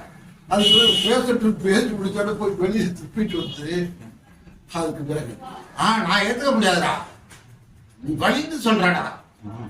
சரி அப்படியே வச்சுக்க அப்படின்பா. அந்த மாதிரி 2 பேரும் இருந்தாங்கடா. நீ வந்து எனக்கு ரொம்ப எதுக்கு தருமாடா வந்தேன், நான் வேற வேலையா வந்தேன். நான் எங்கெங்கேயோ திசை மாதிரி போய் இன்னைக்கு பாண்டிச்சேரியில் இருக்கேன்டா. போய் அதுல இதெல்லாம் போய் இப்ப சமண மத கருத்துக்கள் எல்லாம் எடுத்துக்கிட்டு தூக்கிட்டு இருக்கேன்டா. ஆனா கடைசியில இந்த நிறுவனத்திலையும் கெட்ட பேரோட தானே வெளியில அவ்வளவு பேர் இளைஞர் போகாத. இது திருக்காட்டு பள்ளியிலையும் அரசர் கல்லூரியிலிருந்து ராஜா இதோட தானே வெளியில போறாங்க. திருத்தக்க தேவரை பத்தி எல்லாம் போய் பேசிட்டு இருக்காங்க. போச்சுருந்தாரு அதெல்லாம் தான் ரொம்ப சொன்னார். பாலசுந்தரா நீ நல்லா இருந்தா என்ன மிஞ்சிட்டடா அப்படி அவர் சொன்ன. எப்படி சீக்கோரியா சொன்னா அதே வார்த்தையா நீ தொல்காப்பியத்திலேயே நினைச்சுக்கடா. நான் திருத்தக்க தேவரா போயிட்டேன்டா, வேற மாதிரி சொன்னேன், நீ அதுலயே இருந்துக்கடா, நல்லா பரவாயில்லடா அப்படின்னு சொன்னாங்க. இதெல்லாம் நினைக்கிறப்ப அப்படிப்பட்டவர்கிட்ட நம்மளாம் படித்தோம் வாழ்ந்தோம். அதுதான் எனக்கு பெரிய மகிழ்ச்சி, ஒரு பல நிறைவான வாழ்க்கை எனக்கு. இவங்க 2 பேருமே 2 ஆண்டா எனக்கு இருக்கும். இப்போதைக்கு அது பழி தெரியும், என்னுடைய குடும்பத்தை அத்தனையும் தெரியும். இவங்க அப்பா இருந்த வரைக்கும் இவங்க அப்பாவை பிடிச்சிட்டு இருந்தேன். அப்பா மறைவுக்கு பிறகு எனக்கு 2 ஆண்டு தெரிஞ்சா குவைதல் ஆண்டவன் தான். அந்த 2 எல்லாரும் எல்லாம் போயிட்டாங்க. எனக்கு இருக்கிறது இப்ப 2 ஆண்டை, பெரிய ஆண்டா நான் செகண்ட் தான் சொல்லுவேன். டைரியில் நாட்குறிப்பில் எழுதும் போது தன்னுடைய அந்த வகையில எனக்கு இப்படி ஒரு நட்பு வட்டாரத்தை எல்லாம் இந்த பாவலர் ஐயா நான் என்னுடைய குடும்பத்தில் ஒருவராக என்னுடைய தந்தை சிறிய தந்தையாக ஏற்றுக்கொண்ட ஒரு அந்த வகையில நீங்கள் எல்லாம் இப்படி வர்றதும் அதுக்கு தகுந்தது போல அப்ப இருந்தது மாதிரி மதிய அப்போ வந்து ஒரு 20-30 ஆண்டுக்கு முன்னாடி எல்லாம் விமர்சனத்துக்குள்ளேயே ஒருத்தராக தீவிரவாதியா இருந்தாரு. அது ஒண்ணும் இல்ல, கருத்து முதல் தான், வேற ஒண்ணும் இல்ல. இல்ல இல்ல, கருத்து இருக்கலாம், அந்த மென்மையான போக்கு இருக்குல்ல, மென்மையான போக்கு. கைப்பிடிச்சுதான் அழைத்து வருவாரு பள்ளிக்கூடத்துக்கு. நதிய கையில பிடிச்சுக்கிட்டு தான் கிரவுண்ட கிராஸ் பண்ணி அழைச்சிட்டு வருவாரு. ஆமா, மதியம் ஒரு பக்கம், சிவபெருமான ஒரு பக்கம். இந்த ஜன்னல்ல வந்து நிற்பாங்க, இணையவப்புல பாத்திருக்கியா பாட்டு, நம்ம இணையவப்புல இருக்கும்போது தம்பி அந்த பக்கம் சிவபெருமானத்தை உட்காந்து நிற்பாங்க. அப்படி அங்கே சின்ன இங்கதானே இருக்காங்க ஸ்கூல்ல ஸ்கூல் செய்ய சொல்றாங்க.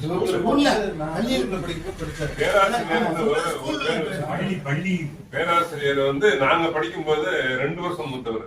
நான் 2வது படிக்கும்போது 4வது வருஷம், அவரு 3வது வருஷம் படிக்கும்போது 4வது வருஷம். பேராசிரியர் யாருக்கும் கிடைக்காதது எல்லாரிடத்திலையும் பேராசிரியர். இப்பொழுது எங்க அண்ணா இருக்குது இங்க இந்த சமயபுரத்துல மற்ற ஐயா சிவமணி ஐயா எப்பொழுது மாறி போய்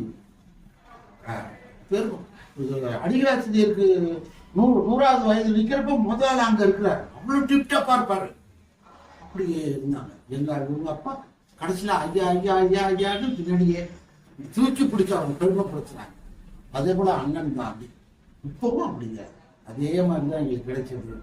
எங்களுக்கு தாய் தான் தெரிய விட எது வேணும் சொல்லணும். என்னை பொறுத்த வரைக்கும் நான் தான் இருக்கேன். அதான் இவங்களுக்கெல்லாம் ஊழியம், என் ஐயாவுக்கு ஊழியம் பண்ணக்கூடிய வாய்ப்பு தம்பி ஜெயக்குமார் கலந்து தமிழ்ச்சங்கத்துக்கு அங்கே இருக்கிறதுனாலையும் அதை எடுத்துக்கொண்டு அந்த கலந்து தமிழ்ச்சங்கம் அவரை கலந்து தமிழ்ச்சங்கம் எப்படி பயன்படுத்திக்கிறது அது வேற. ஆனா இவர் கலந்து தமிழ்ச்சங்கத்துக்காக அங்கே தொண்டு புரிந்தவர்கள் பணியாற்றிய போல அத்தனை பேரும் இன்றைக்கு வெளி உலகத்துக்கு காட்டுகிற பெருமைக்குரியவராக கல்வி இருக்குது. அது வந்து மகிழ்ச்சி. அதுக்கும் அதே போல பாண்டுக்கும் அப்படிதான். எங்களுக்கு வித்தாலயாவுக்கும் சரி பாவலரையும் இந்த 2 பேருமே தூக்கி பிடிச்சாங்க. அதனால அது ஒரு பெரிய வாய்ப்பு பாண்டுக்கு கிடைச்சது. அதே போலதான் ஏதாவது ஒன்னா அங்க கேட்பாங்க, அண்ணன் கிட்ட பேசுவாரு, மாதி ஐயான்னு இருப்பாரு, மற்றவங்களாம் இருப்பாரு. நான் சாயந்தரம் போறப்ப எதுக்கும் பாண்டை பார்த்தீங்கன்னா இங்க வந்து நான் வந்துட்டு போறேன்னு சொன்னேன் அப்படின்பாரு. ஏன்னா ஏதாவது ஒன்று எழுதி வச்சிருப்பாரு, அதுக்கு சரி பார்க்கணுமா. அண்ணனை விடவா பாண்டு அவருக்கு அவரு கல்லூரியில வேலை பார்க்குறப்ப கூட கூட்டியே அழைச்சிட்டேன். அதனால வித்தா ரொம்பவும் சரி, எல்லாருமே அப்படி. பாவலரையா இருந்த வரைக்கும் சரி, எல்லாரும் துணையா வருங்க. இது போல வந்து சந்திக்கிறது எனக்கு ஒரு மனசுக்கு ஒரு ஆறுதல். ஏன்னா நான் தனி மனிதனாவே தான் இருக்கிறேன், புத்தகங்களோட ஒரு நகைட்டு இருக்கிறேன். வேற ஒன்றும் இப்போதைக்கு யாருடைய தொடர்பும் எனக்கு பிடிக்கல. எல்லாரும் மனிதர்களாக. அதனால அந்த நிலைக்கு வந்துட்டேன். நல்லவர்களை தேடி போக வேண்டியிருக்கு, தேடும் மனிதரை தேட வேண்டியிருக்குது. அதனால அந்த வகையில இப்படி வந்து இந்த முதல் நாளில் ஆகஸ்ட் 1 அதே போல இந்த நாள்ல எல்லாம் வந்து எனக்கு நெருங்கியவர்கள் அவங்களோடு சில மணி நேரம் அவங்களோடு இருப்பது எனக்கு பயிற்சி இருக்கிறது. இந்த வகையில எல்லாருக்கும் அதற்காக நம்ம தம்பி மதியம் சரி, நம்முடைய காவலரையா பொருளை ஆளும் இணைந்து அனைவருக்கும் வணக்கம். கரந்தை தமிழ்ச்சங்கத்தில் ஆசிரியராக பணியாற்றிய போது ஒரு 25 ஆண்டுகள் தமிழ் பொழில் இதழின் அச்சு பணியினை பார்ப்பதற்கான ஒரு வாய்ப்பு எனக்கு கிடைத்தது. அப்பொழுதெல்லாம் பொறுப்பாசிரியராக இருந்தவர் ஐயா அவர்கள் தான். அதனால ஒவ்வொரு மாதமும் குறைஞ்சது ஒரு 6 தடனாவது ஐயா வீட்டுக்கு வருவேன். முதல்ல வந்த கட்டுரைகள் எல்லாம் தொகுத்து எடுத்துக்கிட்டு ஒவ்வொரு மாதம் ஐயாட்ட வந்து கட்டுரையை கொடுப்பேன். வாங்கிட்டு போயிட்டு வாங்க. 2 நாள் கழிச்சு வருவேன். இந்தந்த கட்டுரைகள்லாம் அச்சு கொடுக்கலாம், இந்த கட்டெல்லாம் தரம் இல்லாத கட்டுரை ஒதுக்குன்னு ஒதுக்கி விட்டுருவாங்க ஐயா. ஐயா கொடுத்த கட்டுரையை மட்டும்தான் கொண்டு போய் அச்சகத்துல முதல்ல லக்ஷ்மி அச்சகம், அப்புறம் மாணிக்கம் அச்சகத்துல கொண்டு போய் இந்த கட்டுரைகள்லாம் கொடுத்தோம்னா அவங்க தட்டச்சு செஞ்சு கொடுப்பாங்க. அதை திரும்ப எடுத்துட்டு ஐயாட்ட தான் வருவேன். இவங்க தான் ப்ரூஃப் பார்ப்பாங்க, ஐயா தான் ப்ரூஃப் பார்ப்பாங்க. 2 நாள் கழிச்சு வந்தோம்னா ப்ரூஃப் எல்லாம் பார்த்து வச்சிருப்பாங்க. அதற்கு பிறகுதான் திரும்ப கொண்டு அச்சகத்துல கொடுத்து அதை வந்து அச்சாக்கி புத்தகமா மாதம் நான் தான் ஒரு 2000 பேருக்கு குறையாம மாதம் வீட்டுக்கே அனுப்புவோம். அப்பெல்லாம் ஐயாவோட வந்து தொடர்ந்து சந்திக்கிறதுக்கான ஒரு வாய்ப்பு. அது எனக்கு ஒரே ஒரு பெருமை என்னன்னு கேட்டீங்கன்னாங்க, ஒரு முறை ஐயா பேசிட்டு இருக்கும்போது சொன்னாங்க, ஜெயக்குமார் நான் வந்து நிறைய புத்தகம் வெளியிட்டேன், எனக்கு ஒரே ஒரு ஆசை, என்னோட ஏதாவது ஒரு புத்தகம் கரந்தை தமிழ்ச்சங்க மேடையில வெளியிடணும். அந்த ஆசை இதுவரைக்கும் நிறைவேறல எனக்கு. அது என்னோட ஆசைப்படுறது, என்னோட ஏதாவது ஒரு புத்தகம் கரந்தை தமிழ்ச்சங்க மேடையில வெளியிடப்பட வேண்டும்ங்கிறதுதான் என்னோட ஆசைன்னு சொன்னாங்க. ஆனா அது அவங்க இறக்குற வரைக்கும் அந்த ஆசை நிறைவேறல. ஏதோ நானும் சொல்லிட்டு இருந்தாங்க போய், ஆனாலும் சூழ்நிலைகள் சரியா இடம் கொடுக்கல. ஏதோ காலம் தப்பிச்சு தட்டிட்டா போயிடுச்சு. திரும்ப ஐயாவோட 100ஆண்டு விழாங்கும் போது ஐயா எல்லாம் சொன்னாங்கன்னு கலந்து தமிழ்ச்சங்கத்துல பேசணும். ஐயா பாவலர் ஐயாவுக்கு 100ஆண்டு தயங்காம உடனே கொண்டாடுவோம்னு சொல்லிட்டாங்க. ஐயாவோட அந்த பிறந்த நாள்லயே 100ஆண்டு விழாவை இந்த ஜனவரி 18 தான் கொண்டாடுவாங்க. 100ஆண்டு விழா கொண்டாடும் போது திடீர்னு ஒரு யோசனை வந்துச்சு. ஐயா ஒரு சுவாசம் சொன்னாங்களே, என்னோட புத்தகம் தமிழ்ச்சங்க மேடையில வெளியிட்டு சொன்னாங்களே, அதுக்கு ஏதாவது செய்வோம்னு ஐயாவை தான் போய் ராவசாப்பட்டியில பார்த்து ஐயா பார்த்து கேட்ட மாதிரி ஐயா சொன்னாங்க. ஐயா நிறைவேற்ற முடியல, இன்னமும் புதுசா ஒரு புத்தகத்தை போய் வெளியிட முடியாது நம்மளால. ஐயா எழுதின புத்தகம் என்ன செய்வோம்னு ஐயா உடனே கரந்தை கோவை எடுத்து கொடுத்தாங்க. கரந்தை தமிழ்ச்சங்கத்தை பத்தி ஐயா எழுதின புத்தகம் கரந்தை கோவை தான் சொல்லி ஒரு புத்தகம் எடுத்து கொடுத்தாங்க. அதை கொண்டாந்து இங்க மாளிகையத்துல கொடுத்துங்க. புத்தகத்தை திரும்ப பிரிண்ட் பண்ண முடியாது நம்மளால. இருந்தாலும் அதை A4 சைஸ்ல ஒரு ஜெராக்ஸ் எடுத்து புத்தகமா மாத்தி அதுக்குன்னு தனியா ஒரு அட்டை ஒண்ணு அங்க மாணிக்காட்சியத்திலேயே தயார் பண்ணி கொடுத்தாங்க. கொடுத்து ஒரு 3 புத்தகம் ரெடி பண்ணோம். தயார் பண்ணி அந்த 100ஆண்டு விழாவில் அந்த புத்தகத்தை அங்க வெளியிட்டோம். நாங்க நிறைய புத்தகம் இல்லையே தவிர ஒரு 3 புத்தகம் A4 சைஸ் வெளியிட்டு, அருண் தான் இருந்தாப்புல உடனே ஐயா படத்தெல்லாம் போட்டு ஒரு டிசைன் பண்ணி ஒரு அட்டை தயார் பண்ணி புத்தகம் வெட்டி புத்தகம் மாதிரியே பெரிய சைஸ்ல கொடுத்தாப்புல. அதை கரந்தை தமிழ்ச்சங்கத்துல கொண்டாந்து நடத்தினா ஐயாவோட 100ஆண்டு விழாவில் அந்த புத்தகத்தை வெளியிட்டோம். நாங்க ஐயாவோட ஒரு ஆசையை கரந்தை தமிழ்ச்சங்கமும் ஐயா எல்லாம் சொன்னாங்க. கசமையெல்லாம் வச்சுக்கிட்டு ஒரு நிறைவேற்றத்துக்கான ஒரு வாய்ப்பு கிடைச்சிங்கிறத மட்டும் சொல்லி ஐயா அவர்களுக்கு எனது வணக்கத்தை தெரிவித்து விடைபெறுகிறேன். நன்றி, வணக்கம். தமிழ் மொழியில தொடர்ந்து ஐயாவை எழுதிட்டு வராங்க. அப்போது சிலர் அதை பற்றி விமர்சனம் போது திருச்சிற்றம்பல கோவையை விட இது ஒன்றும் பெரிதில்லை, இது இப்படி போயிருக்கு. ஏன்னா அதுல திராவிட இயக்கத்தை சார்ந்தவர்கள் எல்லாம், நீதி கட்சி சேர்ந்தவர்கள் எல்லாம் தலைவராக அண்ணன் சொல்லுவாங்க பேசும்போது. அதுல அண்ணன் முழுசும் மனப்பாடம் பண்ணிடுச்சு. அதுல இருக்கக்கூடிய எல்லா செய்தியும் கருத்து முழுதுமான சென்ற ஆண்டுக்கு முந்தைய ஆண்டு அதுல அவங்க தலைவராக இருப்பாங்க. அது அவங்களுக்கு பிடிக்கல. மாணிக்கவாசர் திருச்சிற்றம்பல கோவையை விட இது ஒன்றும் கரந்தை கோவை இல்லை அப்படின்னு. ஆனால் பாவலர் பெருந்தித்தரனார் பாவலர் ஐயாவை வரவேற்று நீங்க எழுதியது மிக மிக சிறப்பாக இருக்கிறது என்று ஒரு பக்கம் தமிழ் மொழியிலே வரும். அடுத்த மாதம் போய் அடுத்த மாதம் தென்மொழி இதழிலும் அது தொடர்ந்து வெளியிட்ட பெருமை கரந்தை கோவைக்கு உண்டு என்கிற தகவலை உங்களுக்கு சொல்றேன். கரந்தை கோவை அவங்களிடத்துல தென்மொழியிலும் பதிவாகி இருக்கிறது, தமிழ் மொழி இதழிலும் பதிவாகி. வாழி பகலோன் வளரொளி சேர்ஞாலமெல்லாம் ஆழி செலுத்து தமிழன்னையே வாழியரோ தங்கள் கரந்தை தமிழ்ச்சங்கம் நாள் நாளும் அங்கம் தழைக்க.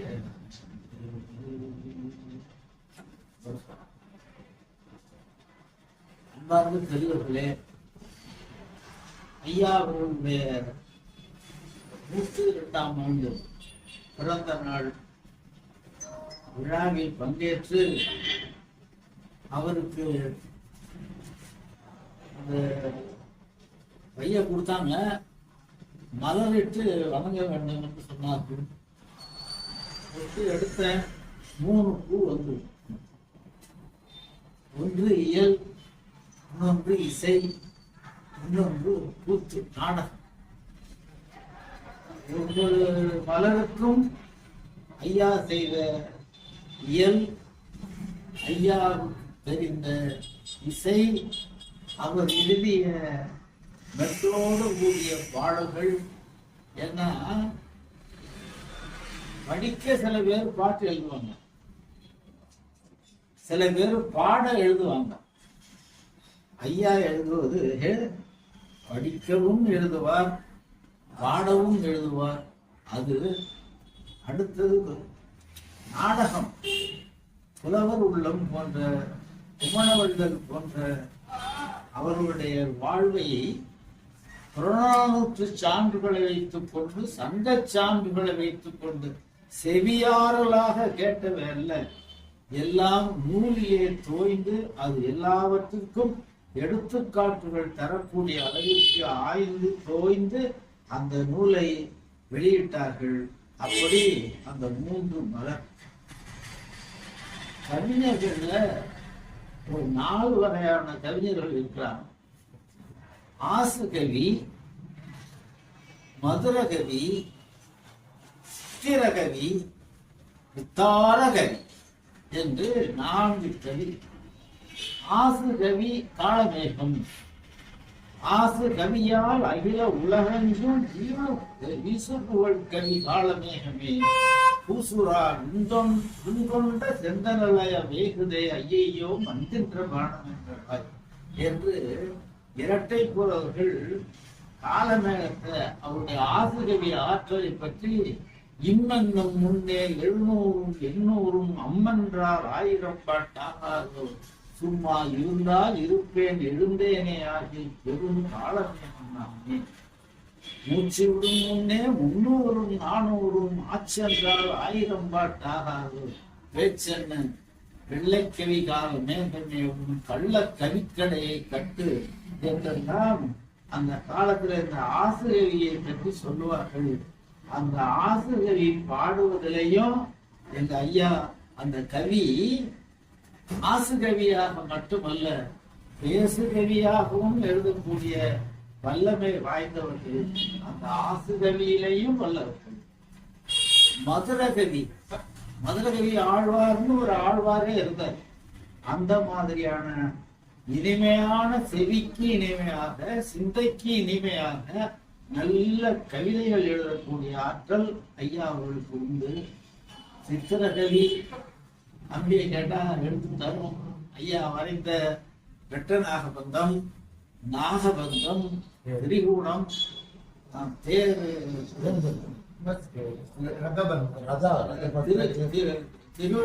எழுகூற்றிருக்கை எல்லாவற்றையும் எழுதி வைத்து எல்லாரும் சொல்லணியல் வைத்து கவிதை எழுதக்கூடியது வித்தார கவி. விவரமாக கம்பனை போன்ற ஆயிரக்கணக்கான பாடல்கள், கம்பரை போன்றவர்கள் ஆயிரக்கணக்கான பாடல் எழுதியதும் சரி, ஐயா அவர்கள் எழுதிய கரந்தை கோவையும் சரி என்று சொல்லக்கூடிய அளவிற்கு தமிழ் புலமையோடு தமிழ் இலக்கணமும் பொருந்தி வரக்கூடிய பாடல்களை எல்லாம் பாடி தன்னுடைய வாழ்நாளில் கவிதையை தமிழுக்கும் தொண்டு செய்தார். நான் கவிக்கும் தொண்டு செய்தார். 5 இலக்கணத்துக்கும் தொண்டு செய்தார். அப்படி தொண்டு செய்த தமிழுக்கு தொண்டு செய்வோம் சாபதில்லை, தமிழ் தொண்டன் பாரதிதான் செத்ததுண்டா என்று ஆவேந்தர் அவர்கள் சொல்வார்கள். அதே போல ஐயா அவர்கள் யாரு சொன்னது? ஐயா இறந்து போயிருக்கார்கள். அவருடைய வாரிசாக நாங்கள் எல்லாம் இருக்கிறோம். அதோ வானங்கள், வானன் புகழ்க்கு எல்லை, வாழ்த்துவோர் நாவெல்லை. வானன் பெருமைக்கு எல்லை, மண்ணெல்லை. வானன் படைக்கு எல்லை, திக்கு எல்லை. வானன் கொடைக்கு எல்லை, இல்லை உவமை என்று ஏகம்பவானன் ஒரு கவிஞனை பற்றி பாடுவார்கள். அதை போல 2 வாணர்களை தந்திருக்கிறார்கள். அவருடைய செல்வங்களை தந்திருக்கிறார்கள். அவர்கள் எனக்கு அளித்த பெருமை, கணம் தந்தான், கனகாபிஷேகம் தந்தான், களங்கமிலா பெரும் பொருளை எனக்கு தந்தான், மனம் தந்தான், முடிசூட்டு மாலை தந்தான், வாணி சிங்காதனத்தில் இருத்தி வரிசை தந்தான், இனந்தந்தான், ராமாயண கவிஞன் எனும் பேர் தந்தான், அன்னம் தந்தான், இருமையிலும் அகந்தந்தான், இருமையிலும் சுகந்தந்தானே என்று சீர்காழி அருணாசல கவிராயர் மணலி ராமகன் முதலியாரை பாடி பரவி இருப்பார். அதே போல அந்த அருணாசல கவிராயருக்கு அந்த மணலி முத்து கிருஷ்ண பூபன் என்னென்ன கொடுத்தானோ அவ்வளவையும் ஐயா எனக்கு தெரியார். எனக்கு ராமாயணம் தெரியும் எனும் சொல்லக்கூடிய வாய்ப்பை எனக்கு தந்தார். அவர் ஒரு மலை, நான் ஒரு மடு. அவரிடம் ஆசிரியனாக போன பிறகு கூட அவரிடம் வந்து ஐயங்களை கேட்டு தெரிந்து கொள்வேன். அதோடு நம்முடைய தொல்காப்பிய உரை வேறுபாடுகள் என்று ஒரு முனைவர் கொண்ட ஆய்வு செய்தேன். அதற்கு 4 உரையாசிரியர்கள் எடுத்துக்கொண்டு ஆராய்ந்தேன். ஒருவர் இளம்பூரணர், இன்னொருவர் நச்சினார்க்கினியர், இன்னொருவர் நாவலர் பாரதி, இன்னொருத்தர் பாவலர் ஐயா. அவங்க தமிழுக்கு சுந்தரத்தமிழ்னு ஒரு பேர் சொல்லுவோம்ல, அது பாலசுந்தரம் அவர் ஒரு கவிஞர், தமிழுக்கு தொண்டு செய்தவர்.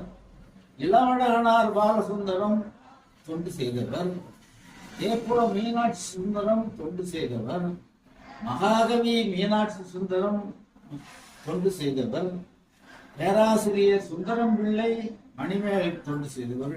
இப்படின்னு இந்த சுந்தரம்ங்கிற பேர், சோமசுந்தர பாரதி, நாவலர் பாரதி, இந்த மாதிரி சுந்தரம் சுந்தரம் என்ற பெயரை யாரெல்லாம் தன்னுடைய பேரில பகுதியாக வைத்துக் கொண்டார்கள்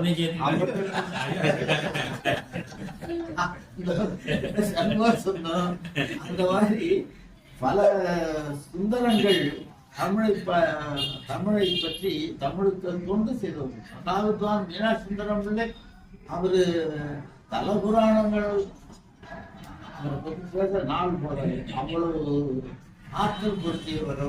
அதனால அவருக்குதான் தமிழ் சொல்லெல்லாம் வரிசை கட்டி நிற்குமா, என்னை வைத்தி அவர் சொல்லுவாராம், இனி பொறு இனி வைப்பாம் நான் உன்னை வச்சு எழுதுறேன், நீ கவலைப்படாத அப்படின்னு சொல்லிட்டு 1000 சொற்கள் இருக்கும்போது எல்லா சொற்களையும் விட்டுட்டு அங்கேருந்து ஒரு சொல் எடுப்பாராம். ஏன்னா கவிதை பாட்டு அப்படின்னு சொன்னாலே சரியான வார்த்தை சரியான இடத்தில் இருப்பதுதான் பாட்டு. திருவள்ளுவருடைய திருக்குறளில் இருக்கக்கூடிய குறள் வெண்பாவில் இருக்கக்கூடிய ஒரு சீரை எடுத்துவிட்டு இன்னொரு சீர் போட்டீங்கன்னா அது சரியா இருக்கு, அது உட்காராது. அந்த மாதிரி ஆற்றல் பொருந்திய ஐயா அவர்கள் அவருடைய வகுப்பை கேட்பதற்காக நான் ராமாயண வகுப்பை கேட்பதற்காக 3 வகுப்பு போனேன். அப்ப ஐயா சொன்னாங்க, என்னால நான் ஒரு பெரிய வேலை செஞ்சுட்டு இருக்கேன், தொல்காப்பியத்துக்கு ஆராய்ச்சி உரையதான் அந்த பணியில ஈடுபட்ட போது இனிமே 1ஆம் தேதியும் 16ஆம் தேதியும் ஆங்கில தேதி 1ஆம் தேதியும் ஆங்கில 16ஆம் தேதியும் திங்கள் தோறும் 2 ராமாயண வகுப்பு நடத்தணும் அப்படின்னு சொல்லி திட்டமிட்டு பெரிய கோயில் தென்சிறகுல இருக்கக்கூடிய அந்த புல்வெளியில உட்கார்ந்துட்டு தான் எல்லாம் பேசணும். அப்போ வழக்கறிஞர் ராமலிங்கம் இருந்தாரு. யாரு ராமாயணம் பாடம் சொன்னாலும் சரி, கம்பன் எழுதிய ராமாயணத்தில் ஒரு சொல் கூட விடுபடாமல் யார் நடத்துறீங்களோ அவங்க தான் நடத்தணும். சும்மா ஏடுதள்ளி மங்களம் பாடுற வேலை கூடாது அப்படி என்று அவர் சொன்னார். அதுக்கு ஐயா நான் நடத்துறேன் அப்படின்னு சொல்லிட்டு ஒரு 3 வகுப்பு தம்பி மாணிக்காச்சாரம் தெற்கரங்கத்துல இருந்தப்ப அங்க இருக்கக்கூடிய நகராட்சி பள்ளியில தான் நடந்தது. 3 வகுப்புகள் நடத்தினார்கள். 3 படலங்கள் நடத்தினார்கள். முதல்ல கடல் வாழ்த்து பகுதி, அடுத்தது நாட்டுப்படலம், 6 ஆற்றுப்படலம், நாட்டுப்படலம், நகரப்படலம். இது இந்த 3 நாட்டுப்படலம், நகரப்படலம், அரசியல் படலம் தொடங்கும் போது சொன்னாரு, என்னால இதுக்கு நேரம் ஒதுக்க முடியல, நீ செய் அப்படின்னாரு. ஐயா அப்படி என்று துடித்து போனேன்னா, நீ இந்த சிட்டுக்குருவி தலையில அவ்வளவு பெரிய பணங்காய கட்டுறீங்களா, என்னால தாங்க முடியாது சாமி அப்படின்னு. இல்ல, உன் திறமை உனக்கு தெரியாது, நீ செய் அப்படின்னு சொன்னார். அந்த வகுப்பை நான் 369 வகுப்பு நடத்தி அதை முடித்தேன். அந்த ராமாயணம் நிறைவு விழாவில் ஐயா அவர்கள் மரசூட்டு மாலை அணிந்தார், கிரீடம் அணிந்தார், எனக்கு ஒரு மோதிரம் கணையாழி அணிவித்தார். இந்த பெருமையெல்லாம் பெற்றவன் நான். ஆக ஐயா அவர்களிடம் தொல்காப்பிய ஆய்வை பத்தி வரும்போது நான் கேட்பேன், இங்கதான் கேட்டேன், ஐயா சில பாடங்கள் எல்லாம் நீங்க இதுவரைக்கும் இருக்கக்கூடிய உரையாசிரியர்கள் கொண்ட பாடத்துல இருந்தெல்லாம் மாறுபட்டிருக்கீங்களே, இதுக்கு ஏதாவது ஏற்று சொல்லி இருக்கீங்களா ஐயா? சிரிச்சாங்க. அதாவது தக்க சான்று இல்லாம ஒரு பாடம் வழக்கத்துல இருக்கும்போது அது நம்ம ஆளாளுக்காக ஒரு பாடம் போட்டு விளக்கணும்னா ஒரே நல்லா இருக்காது அப்படின்னு நான் ஐயாவை கேட்டேன். சிரிச்சாங்க. சிரிச்சுட்டு அது அப்படிதான் இருக்கணும் அப்படின்னு சொல்லி நானா, ஏன்னா தொல்காப்பியத்தை நான் பல முறை அந்த உரையாசிரியர்கள் எல்லாம் இளம்பூரினர், நச்சினார், கிணியர், தெய்வ சிலையார் எல்லாரும் உட்கார்ந்த இடத்துல இருந்து உட்கார்ந்து எழுதுனது. ஐயா ஒரு எழுதின உரைதான் வகுப்புல அந்த நூற்பாக்கள் எல்லாம் படிச்சு பாடமாக சொல்லி, பாடம் சொல்றதுன்னா சும்மா போய் பாடம் சொல்லக்கூடாது, பாடம் போர்ட்டல் ஒண்ணு இருக்கு, அதுதான் நோட்ஸ் ஆஃப் லெசன்ஸ் எழுதுன. வீட்டுல உட்காந்து ஒரு வாரம் பாடம் நடத்துறதுக்கு ஒரு மாசம் 2 மாசம் யோசிச்சு மச்சிலுக்கு போய் பாடம் நடத்துறோம்னா நம்ம ஒருத்தர் மூளையால சொல்றத கேட்டுக்கிட்டு இருக்கிறவன் 40 பேர். அந்த 40 பேர்ல யாராவது ஒருத்தர் இறந்துச்சு சந்தேகம் கேட்பான், நமக்கு அது தோணியே இருக்காது.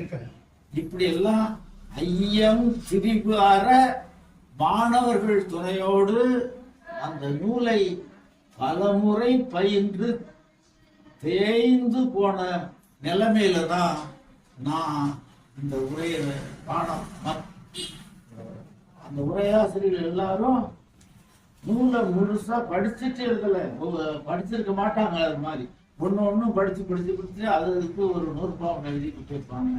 நான் அப்படி இல்லை, அதுல ஆழங்கால் பட்டு ஓய்ந்து நானா சொன்ன பாடம் தான் இது.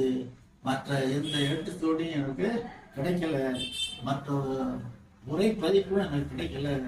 நான் ஆவாசிட்டு எழுதுனது மற்றவர்கள் உரைப்பதிப்புல நூற்பாவை மாற்று பாடம் கொண்டிருந்தால் அதை ஏற்றுக்கொள்வதும் மறுப்பதும் என்னுடைய வேலையா.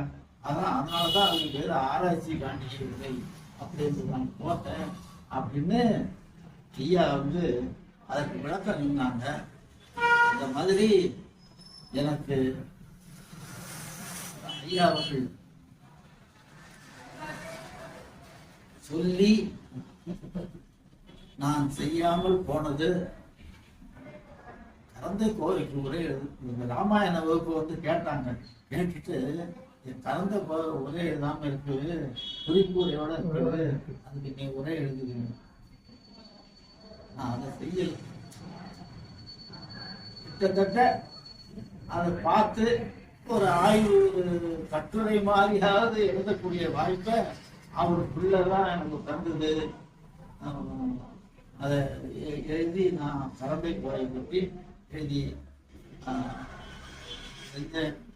ஐயா அவர்களுக்கு எப்படி நான் எழுதிய நூல்களை எல்லாம் அச்சு போடுவதற்கு பல இடங்களில் இருந்து அச்சு போட்டு அதை அரங்கேற்றம் செய்தாலும் கரந்தை மேடையிலே ஏற்றுவது என்னுடைய ஒரு நூல் வெளியிடப்பட்டால் நான் அதிகமாக மகிழ்ச்சி அடைவேன் என்று ஐயா அவர்களுடைய ஆசையை சொன்னார்கள் என்றார். சொன்னாங்க, என் ஆசை ஒண்ணு, நான் பல இடங்கள்ல விருது பெற்றிருக்கேன், நான் பயின்ற இடத்துல இருந்து எனக்கு விருது கிடைக்கும். ஐயா அவர்களுக்கு இருந்த ஆதங்கம் எனக்கும் இருக்கிறது. ஒண்ணும் இல்லை, என்னை கூப்பிட்டு சென்னை பல்கலைக்கழகம் எனக்கு புலவன்னு சொன்னிச்சு. அவங்க என்ன கூப்பிட்டு கரந்தை புலவன் அப்படின்னு ஒரு பட்டம் கொடுத்தாங்க, ஒரு விருது கொடுத்தாங்கன்னா அது எனக்கு விரைவில் செஞ்சிருவாங்க. விரைவில் எதிர்பார்க்கின்றேன். ஐயா அவர்களோட தொடர்ந்து ஒரு 3 நாட்கள் பயணம் சுற்றுலா சென்றோம். நான் ஒரு எங்களுடைய வகுப்பு தோழர்கள் ஒரு 40 பேர், ராமநாதன், சித்தர்குடி ராமநாதன் ஐயா அங்க இருந்த சாமிநாதன் ஒரு எஸ்எம்டி பஸ் எடுத்துக்கிட்டு நாங்க ஒரு 3 நாள் சுற்றுப்பயணம். வெறும் 10 ரூபா தாங்க எங்கள்கிட்ட வாங்கிட்டாங்க ஐயா. எங்கள்கிட்ட வாங்கினாங்க. நேரா இங்க போய் கலியகொண்ட சோழபுரம், செஞ்சி கோட்டையில நான் ஏறியே நின்னேன். பாக்கி எல்லாரும் நான் அந்த மிதிவண்டி படம் இருந்ததுனால அந்த மலைக்கோட்டையில இடின்னு ஏறி போயிட்டேன். பாக்கி எல்லாரும் விடுதியில தங்கி படிச்ச மாணவர்கள் எல்லாம் ரொம்ப களைச்சு போய் நல்லா வந்தாங்க. நான் போய் மேல ஏறி நின்னா அப்புறமா எல்லாரும் வந்தாங்க. ஐயாவும் கீழே இருந்தாங்க. இறங்கி வந்து அப்புறம் சென்னை பல்கலைக்கழகம் நான் 1957 கல்வியில படித்தேன். சென்னை பல்கலைக்கழகத்தினுடைய நூற்றாண்டு விழா 1857. 1857 சென்னை பல்கலைக்கழகம் தொடங்குச்சு. 1957 நான் கலந்தை கல்லூரி மாணவன். அந்த சென்னை பல்கலைக்கழகத்தினுடைய நூற்றாண்டு விழாவிலே தான் நான் 1000 பெற்றேன். ஐயா அவர்களுடைய ஆசியாலையும் மற்றவர்களாலையும். ஐயா கூடவே நீ வந்து என் பக்கத்திலே உட்காந்து வேலைன்னு சொல்லி கூப்பிட்டு ஐயா நாம பக்கமாகவே உட்கார வைத்துக் கொண்டு பேசிக் கொண்டோம். பயணத்தின் போதெல்லாம் ஒரு தடவை நானும் ஐயாவும் குழந்தைக்கு போனோம். அப்போ பேருந்துல போகும்போது கோடியம்மன் கோயில்கிட்ட போறப்போ சுவர் முழுக்க அம்மா புகழ் பாடி செவுத்துல எழுதி வச்சிருந்தாங்க ஒரு ஆளுங்க. என்னை நானும் ஐயாவும் ஒன்னாதான் ஒரு இருக்கையில் அமர்ந்து போனோம். அப்போ என்ன கேட்டாங்க, என்னப்பா அம்மாங்கிறாங்க, யார அம்மான்னு சொல்லணும் தெரியுமா? தெரியாது. ஏன் நம்ம பெத்தவங்க தானையா, பெற்றிருந்தா மட்டும் போதாது. யாரு அம்மம் கொடுக்குறாங்களோ அவங்கதான் அம்மா. அம்மம் அப்படின்னு சொன்னா மார்பு பால். யாரு பால் கொடுக்குறாங்களோ அவங்கதான். சில அம்மாக்கள் பால் கொடுப்பாங்க, சில அம்மாக்கள் பால் கொடுப்பதற்காக ஒருத்தர் வச்சுட்டு பிறந்ததுலேருந்து அவங்களுக்கு ஒரு பால் இல்லாம இருக்கும். அதனால மாட்டுப்பால், பசும்பால் இது மாதிரி வாங்கி கொடுத்துருப்பாங்க. அப்படி இல்லாம யாரு பால் கொடுக்குறாங்களோ அம்மம்னா பாலாயா அப்படின்னு கேட்டேன். ஆமா, எங்கேயாவது சான்று இருக்காங்க யாரும் கேட்டேன். கோடியம்மன் கோயில்கிட்ட பிறப்பு சொன்னாங்க, பெரியாழ்வார் 4000 சொல்றாரு, கண்ணன் சிறு குழந்தையா இருக்கும் போது அம்மம் உண்ண வாராயோ அப்படி என்று ஒரு 3-4 பாசுரத்துல பதிவு செய்திருக்கிறார். அங்கிருந்துதான் நான் தெரிந்து கொண்டேன். அப்பதான் அம்மம் அப்படின்னா பால், அதை கொடுக்கிறவங்க தான் அம்மா அப்படி என்று நான் தெரிந்து கொண்டேன். இவங்க யாருக்கு பால் கொடுத்தாரு அப்படி என்று சொல்லி ஐயா அவர்கள் சொன்னார்கள். நாங்கள் கேட்டுட்டே போனோம். அப்படி ஐயா அவர்களோடு கொஞ்ச நேரம் ஐயா அவர்களோடு பழகக்கூடிய வாய்ப்பு கிடைச்சா நான் பேசாம உட்கார்ந்துருக்கணும். ஐயா என்னென்ன கேட்கிறாங்களோ அதை கேட்டுட்டு செவி வாயாக நெஞ்சு கடனாக சித்திரப்பாவை நத்தம் வழங்கி அப்படியே உட்கார்ந்துக்கிட்டு ஐயா அவர்களிடம் ஏதாவது ஒரு ஐயா 2 ஐயா கேட்கவான்னு தவிர ஐயா அவர்களோடு நம்ம பேசக்கூடாது. நம்ம பேசணும்னா நம்ம அறியாமை வெளிப்படும். ஆகவே அவங்க ஐயா இருந்து நிறைய வாங்கி இருக்கிறோம். எவ்வளவு ஆர்த்த சபை 101 1001 புலவர், வார்த்தை 10,000 பூத்தமலர் கண்ணாமரை திருவே தாதா கோடிக்கு ஒருவர் அப்படின்னு அவ்வையார் ஒரு பாட்டில் இருக்கிறாங்க. சபையில பேசுறதுன்னா ஒரு மேடையில வந்து பேசிட்டு போயிருப்பாங்க ஒரு 100 பேர் 200 பேர். அதுல 100 பேர்ல ஒருத்தனா இருக்கணும், 100ல ஒருத்தன் தான் மேடையில பேசக்கூடிய ஆற்றல் உள்ளவனா. 1001ஆம் புலவர். புலவர்கள் படிச்சவன் தான் புலவன் இல்லை, இயற்கையாகவே புலமை இருக்கணும். அது அது வந்து 1000 பேர் படிச்சான்னா அதுல ஒருத்தன் தான் நல்ல கவிஞனா இருப்பான், நல்ல புலமை உள்ளவன். வார்த்தை 10,000 ஒருவர், சொன்ன சொல்படி 1000 சொல்லுவான், ஆனா சொன்ன சொல்படி நடக்கிறது 1000த்துல ஒருத்தனாலதான் முடியும். வள்ளல் அப்படின்னு சொன்னா தாதா கோடிக்கு ஒருவர். வலது கரம் கொடுப்பது இடது கரத்துக்கு கூட தெரியாமல் கொடுக்க வேண்டும் என்று நபிகள் நாயகம் சொன்னாங்கன்னு சொல்லுவாங்களே, அது மாதிரி கோடியில ஒருத்தர் தான் இருப்பாங்க. ஐயா அவர்கள் ஆர்த்த சபை 101, 1000த்துல ஒருத்தர் தான் இயற்கையான புலமை உள்ளவங்க. சொன்ன சொல்படி எல்லாம் நடத்தி வாழ்ந்து காட்டியவர் 1000ல் ஒருவர், 10,000ல் ஒருவர். தாதா கோடிக்கு ஒருவர். அவர் என்ன தந்தார்? ஐயா என்ன தந்தார்? ஞானம் தந்தார். ஐயா என்ன தந்தார்? அறிவு தந்தார். ஐயா என்ன தந்தார்? எழுத்து தந்தார், இசை தந்தார், இலக்கணம் தந்தார். இது வரைக்கும்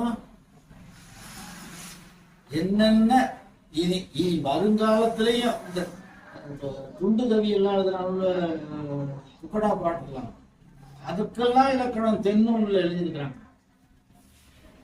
ஹைகு கவிதைன்னு சொல்றேன், அதுக்கெல்லாம் இலக்கணம் ஐயா அவர்கள் எழுதி இருக்கிறாங்க.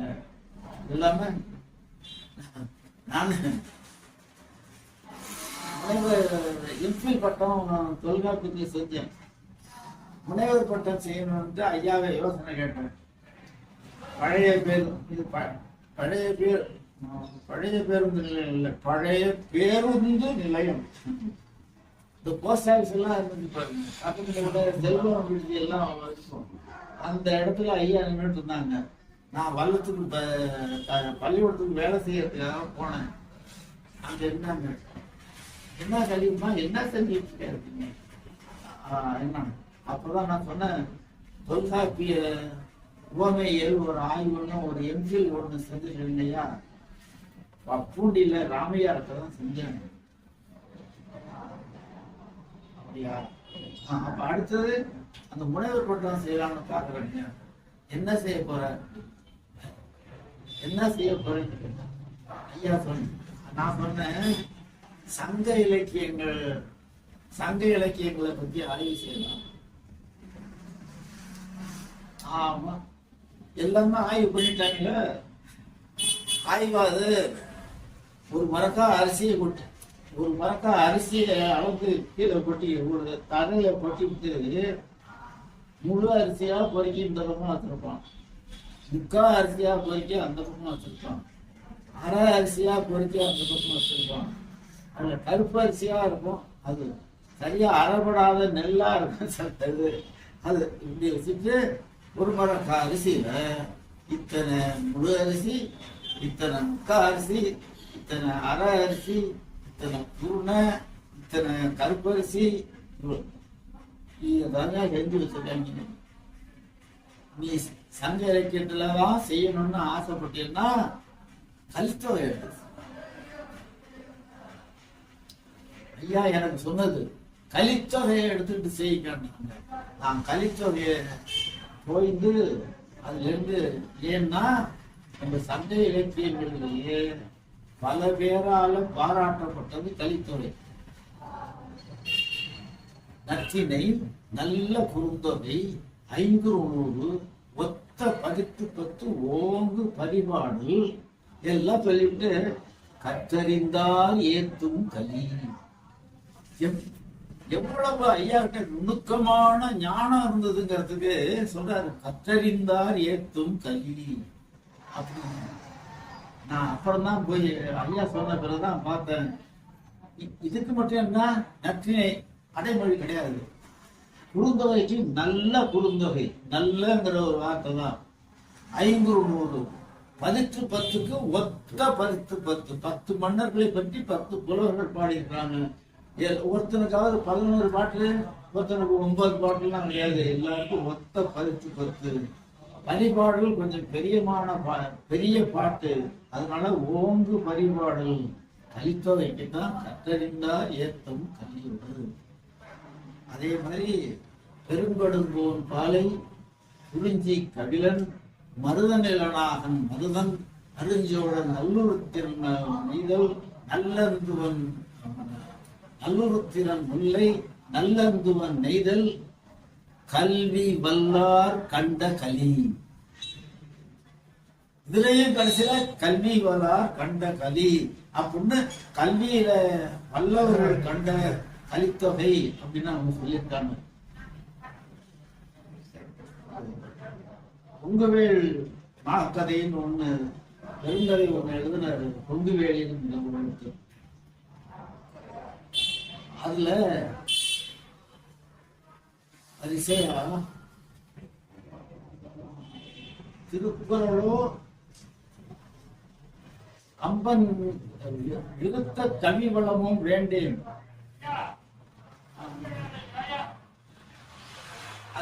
அதுல ஒரு பாட்டு, ஒரு வெண்பா ஒண்ணு. அந்த வெண்பாவில கடைசி அடியில இது கலித்தொகைய உயர்ந்த கலித்தொகைதான் உயர்ந்தது அப்படி என்று 3 வெண்பாக்கள்ல எப்ப படிச்சாங்க என்னன்னு தெரியல ஐயா. நான் கேட்கல, நானாவே போய் தேடி பார்க்கும்போது அது எனக்கு கம்பன் விருத்த கவிகள் திருத்தகு மாமுனிசை சிந்தாமணியும் கம்பன் விருத்த கவிவளமும் வேண்டேன். திருக்குறளோ பொங்குவேள் மாக்கதையோ கொள்ளேன் நனி ஆர்வேன் பொங்கு கலி இன்ப பொருள். அந்த வெண்பா நினப்பு வந்துச்சு. அது மாதிரி இந்த 3 வெண்பாக்கள்லையும் ஈற்றடி கலித்தொகையை பற்றி தான். அதனால தான் இதெல்லாம் படிச்சு வராது. கல்லூரியில இது மாதிரி சான்றோர்கள் முன்னால பேசி அவலரும் தொல்கேள்வி தன்மை உடையார் இகலிலர் எக்குடையார் தம்முள் குழி நகலின் இனிதாயில் காண்பாம் அகழ்வானத்து உம்பர் உரைவார் பதி. இந்த மாதிரி ஒரு 10 ரொம்ப பேர் கூட இந்த மாதிரி கொஞ்சம் ஐயா சொன்னாங்க, ஒரு 4-5 பேர் உட்கார்ந்து விவாதம் சொல்றாங்க. அந்த மாதிரி உட்கார்ந்து பேசி அதுல இருந்து ஒரு தெளிந்த முடிவை எடுத்து ஒரு முடிவுக்கு வரணுமே தவிர ஒரு மூளை எப்பவும் ஒரு மூளை தான். பல பேரோட விவாதங்கள் செய்யும் போதுதான், கருத்துக்களை பரிமாற்றம் செய்து கொள்ளும் போதுதான் நம்ம சொந்த பாடம். அதனாலதான் சொன்னான் நாவடியார் ஆசிரியர், தவல் அரும் தொல் கேள்வி தன்மை உடையார் குற்றமற்ற நல்ல ஞானங்களை உடைய கேள்வி வாய்ந்த புலவர்கள். தவலரும் தொல்கேள்வி தன்மை உடையார் இகல் இலர். தன்னுக்குள்ள மன பகை இல்லாம அவன் அது மாதிரி சொல்லிட்டான், அதை மாத்தி சொல்லியே தான் ஆகணும்னு ஒத்த கல்ல நிக்க கூடாது. அது ஞானம் யோசிச்சு பார்த்து இகலிலர் எஃகுடையார் கொண்ட கொள்கையிலே உறுதியாக இருக்கக்கூடியவர்கள். அவர்கள் எல்லாரும் ஒன்னா கூடி அவங்களுக்கு தெரிஞ்சதை உங்கள்கிட்ட சொல்லி, உங்கள்கிட்ட தெரிஞ்சதை அவங்கள்ட்ட சொல்லி உயர்ந்த கருத்தை கண்டு மகிழ்ச்சி அடையக்கூடியவங்க இருக்காங்க பாருங்க. அந்த மகிழ்ச்சியை காட்டிலும் இன்பத்தை தரும் சொர்க்கலோகம் அப்படின்னு சொன்னா அதை பத்தி யோசிப்போம். அது செத்தா தெரியும், இறந்தா எப்படி தெரியும் வைகுண்டம்னு பாரதி பாடினா. அந்த மாதிரி வைகுண்டம் செத்தாதான் தெரியும். அதுக்காக ஏன் இந்த இதை உள்ளது, இந்த இன்பத்தை, வைகுண்டம் இன்பத்தை காட்டிலும் சிறந்த இன்பம் அறிவுடைய சான்றோர்கள் மத்தியில தெரிந்த கருத்துக்களை பரிமாறிக்கொண்டு செல்வதுதான். அதனால்தான் அப்படி புலவர்கள் பேசிக் கொண்டால் அது கல்கண்டும் மோதுவதை போல, ஒரு கல்கண்டு நொறுங்கும், இதுவும் நொறுங்கும். ஆனா கிடைக்கிறது ஜீனியில கிடைக்கும். கல்லு மோதுனா மண்ணதான் கிடைக்கும். அது மாதிரி ஒரு உயர்ந்த ஞானம் உள்ள ஐயா அவர்களோடு எதை பேசுறது எதை விடுறதுன்னு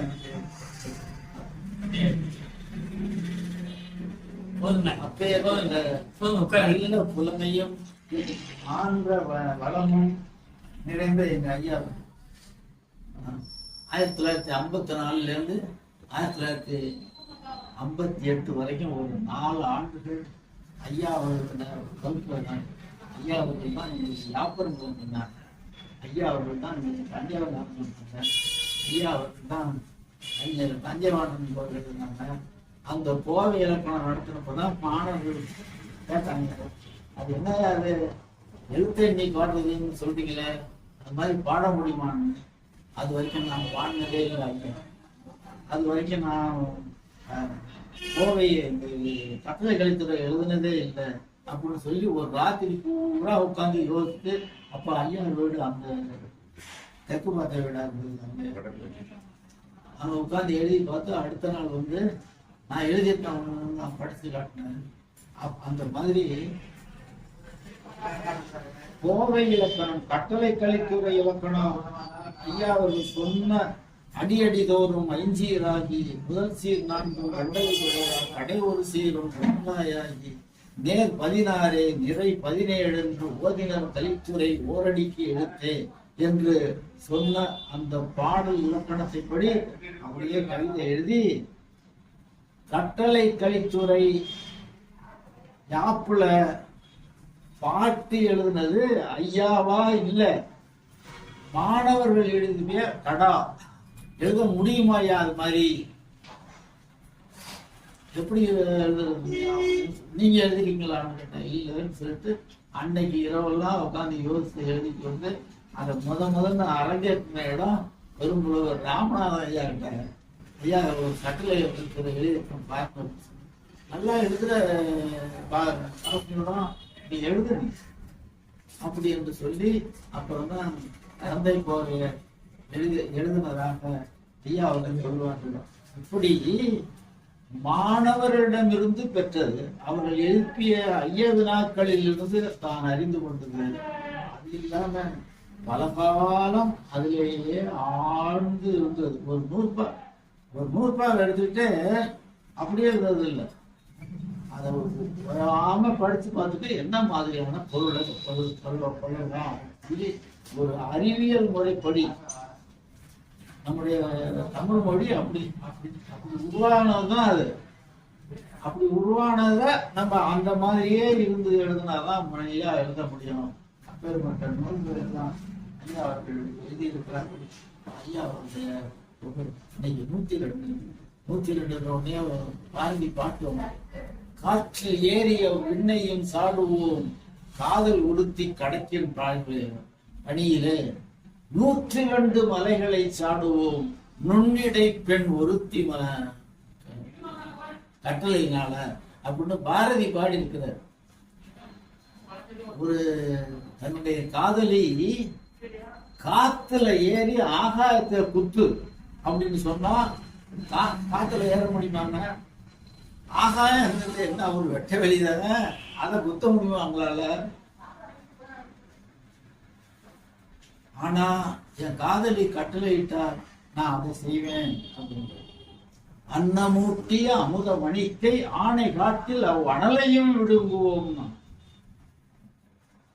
சோறு கொடுத்த தாய் அந்த கையால இந்த நெற்பழி விழுங்கடா அப்படின்னு சொன்னா அனலையும் விழுங்குவோம். அதே போலதான் 102 மலைகளை சாடுவோம் நுண்ணிடை பெண் ஒருத்தி பணியில் என்ன அந்த 102 அவர்களுடைய ஆண்டு. அந்த ஆண்டுல இவ்வளவு ஒரு சான்றோர் 4-5 பேர் இருந்தாலும் இன்னைக்கு ரொம்ப நல்ல சபை இதை போல. ஏன்னா ஐயாவிடம் கற்றவர்களாகவே, ஐயா அவர்களுடைய குடும்பத்தோடு தொடர்புடையவர்களாகவே, ஐயா அவர்களோடு பழகியவர்களோடவே இன்றைய காலை பொழுது போனதை எண்ணி மிகவும் பயனுள்ள பொழுதாக நினைக்கிறேன் என்று சொல்லி ஐயாவினுடைய புகழ் இன்னும் பல நூற்றாண்டு வாழ வேண்டும் என்று வாழ்த்தி வாய்ப்புக்கு நன்றி. எனக்கும் நிறைய சொல்ல தோணுகிறது. ஆனால் நேரம் புரிய ஒரே ஒரு செய்தி மட்டும் நான் சொல்லுறேன். ஐயா என்னுடைய ஐயா சொல்றது, இப்போ தொல்காப்பிய ஐயாவுடைய பாடல்களை தொகுத்து வெளியிடுற முயற்சி ஏதோ ஒரு நடக்குதுக்கு. அது தவிரவும் தஞ்சை தமிழ் ஆளுமைகள் என்று ஒரு தொகுப்பு மாதிரி நம்ம செஞ்சா தேவை. ஏன்னா பலர் வந்து இப்ப ஐயா தான் சொன்னாங்க, பலருடைய இது வந்து நமக்கு தெரியாமலே போயிடுது. பொறுத்த வரைக்கும் புத்தகங்கள் நிறைய இருக்கிறதுனால இப்போ வந்து அவங்கள பத்தி ஏதாவது சொல்ல முடியாது. என்னென்ன சொல்லுவதற்கான வாய்ப்புகள் வந்து ஏன் பாப்பா கூறுதுன்னா, மாணவர்கள் இருக்காங்க, நினைவு கூறுவாங்க, நினைவு பதிவு பண்ணியிருந்தா இருக்கும். இல்லைன்னா அது எல்லாமே காற்றில் கலந்த பேரோசைன்னு சுந்தரராமசாமி எழுதினார். அந்த மாதிரி என்ன ஆயிடும்னா காற்றில் கலந்துரும். நிறைய பேர் இப்போ ஐயாவுக்கு வந்து கட்டாயமா கலந்தை தமிழ்ச்சங்கம் அது எந்த நிலைமையில இருந்தாலும் அதை செய்யணும். அப்படி செய்யும் போது நம்ம அந்த போஸ்ட் பஸ்ன்னு ஒன்று சொல்லுவாங்க. 2 பேர் வந்து கரந்தை தமிழ்ச்சங்கத்துல தங்கப்பதக்கம் பெற்றவர்கள். ஒன்று வந்து எங்க ஐயா பேராசிரியர் ஆமா பரிமண ஐயா, அடுத்தது ஐயா. 2 பேரு அவருக்குமே கூட நீங்க வந்து ஒன்னா அந்த மறைவுக்குறிவும் கொடுக்கறது உண்டு. போஸ்ட் பஸ் ரெண்டு பேருங்க கரந்தை தமிழ்ச்சங்கத்துல பயின்ற எங்க பேராசிரியர் ஆமா பரிமணம் ஒண்ணு ஐயா, அவருதான் முன்னால, அடுத்தது ஐயா. 2 பேர் தான். அது கரந்தை கோயில அப்பா பதிவு பண்ணியிருக்காங்க. இந்த தங்கப்பதக்கம் வாங்கினத கரந்தை கோயில் ஒரு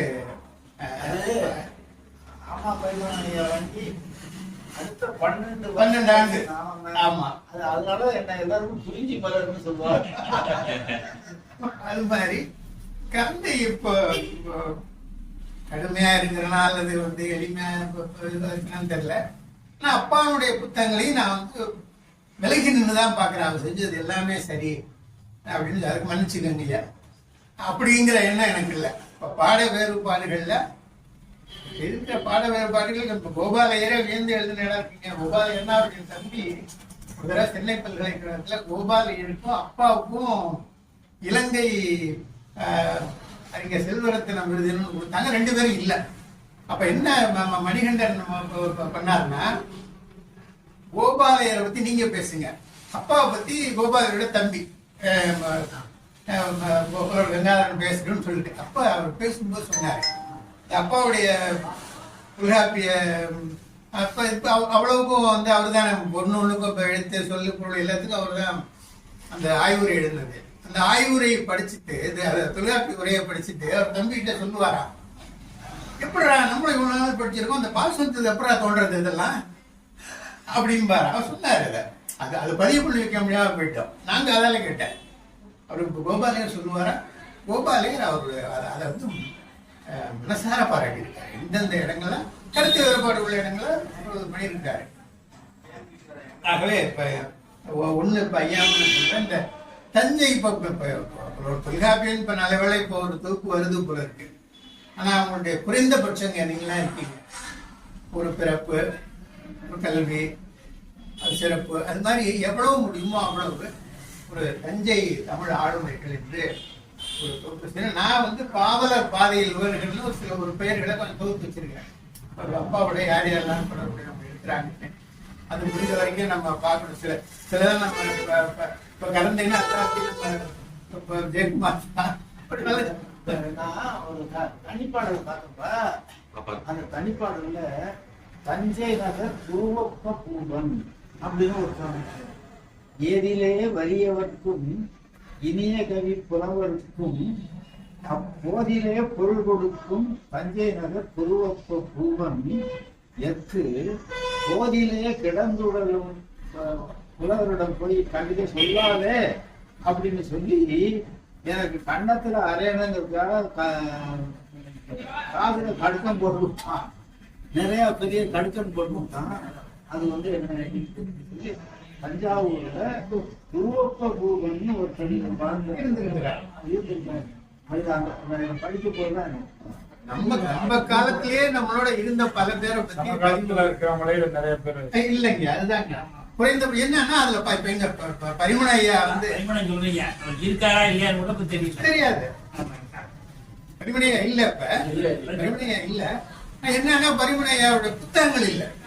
ஒரு முக்கியமான ஒரு இடர்பாடு என்னன்னா இன்னொன்னு எழுதுறேன் ஐயாவோட 2 புத்தகம் நல்ல வேலை இந்த ஆய்வேடுகள் வந்தது. திரும்ப ஐயா வந்து பெற்றாதான் இருக்கு. பரவாயில்ல. அதனால பலரை வந்து எல்லாம் நம்ம சிவகாம சுந்தரி அவருடைய திருமணத்தை அப்பதான் நடத்தி வைக்கிறாங்க. அப்படி இப்ப பார்த்தாலும் அப்பாடு தான் விடுவோம். சொல்ல மாட்டேன் அறிமுக உரை மட்டும் நடத்தி வைக்கல. அவரு சோழருக்கு வந்து அமைதிப்படுத்தினது.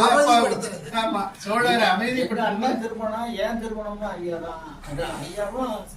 திருமணம் இதில் நடந்தது நினைக்கிறேன். பழனியில அப்ப வந்து இவர் சோழர் அமைதிப்படுத்துற வேலையை அப்பா பார்த்தாங்க. போல சோழரும் போல அப்பாவும் போல. அப்பா வந்து அவரை சமாதானப்படுத்தி இது பண்றதுக்காக கூட இருந்துட்டாங்க. சோழரோட இருந்துட்டாங்க. ஓரளவுக்கு தெரியும். அப்படி ஒரு இது செய்யலாங்க. தஞ்சை தமிழ் ஆளுமைகள் மாதிரி செய்யணும். ஏற்கனவே அண்ணன் என்னையும் கோபாலே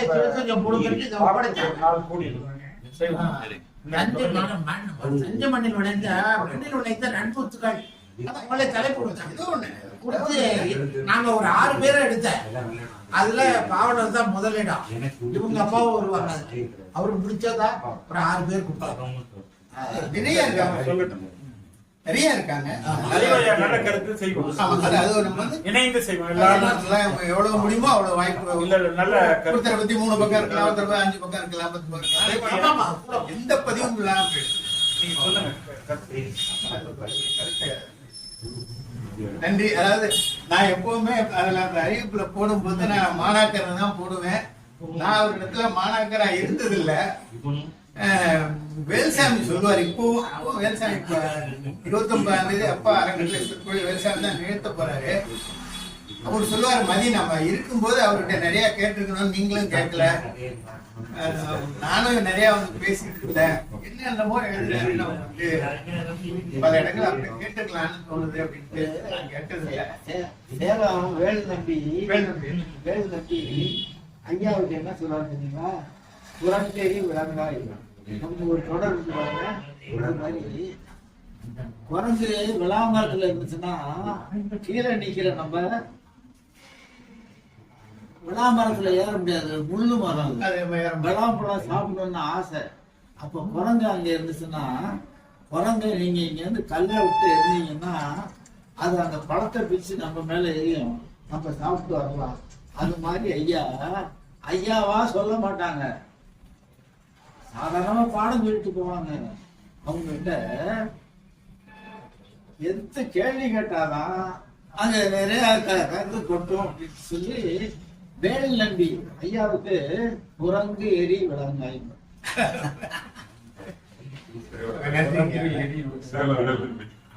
எல்லாரும் நன்றி.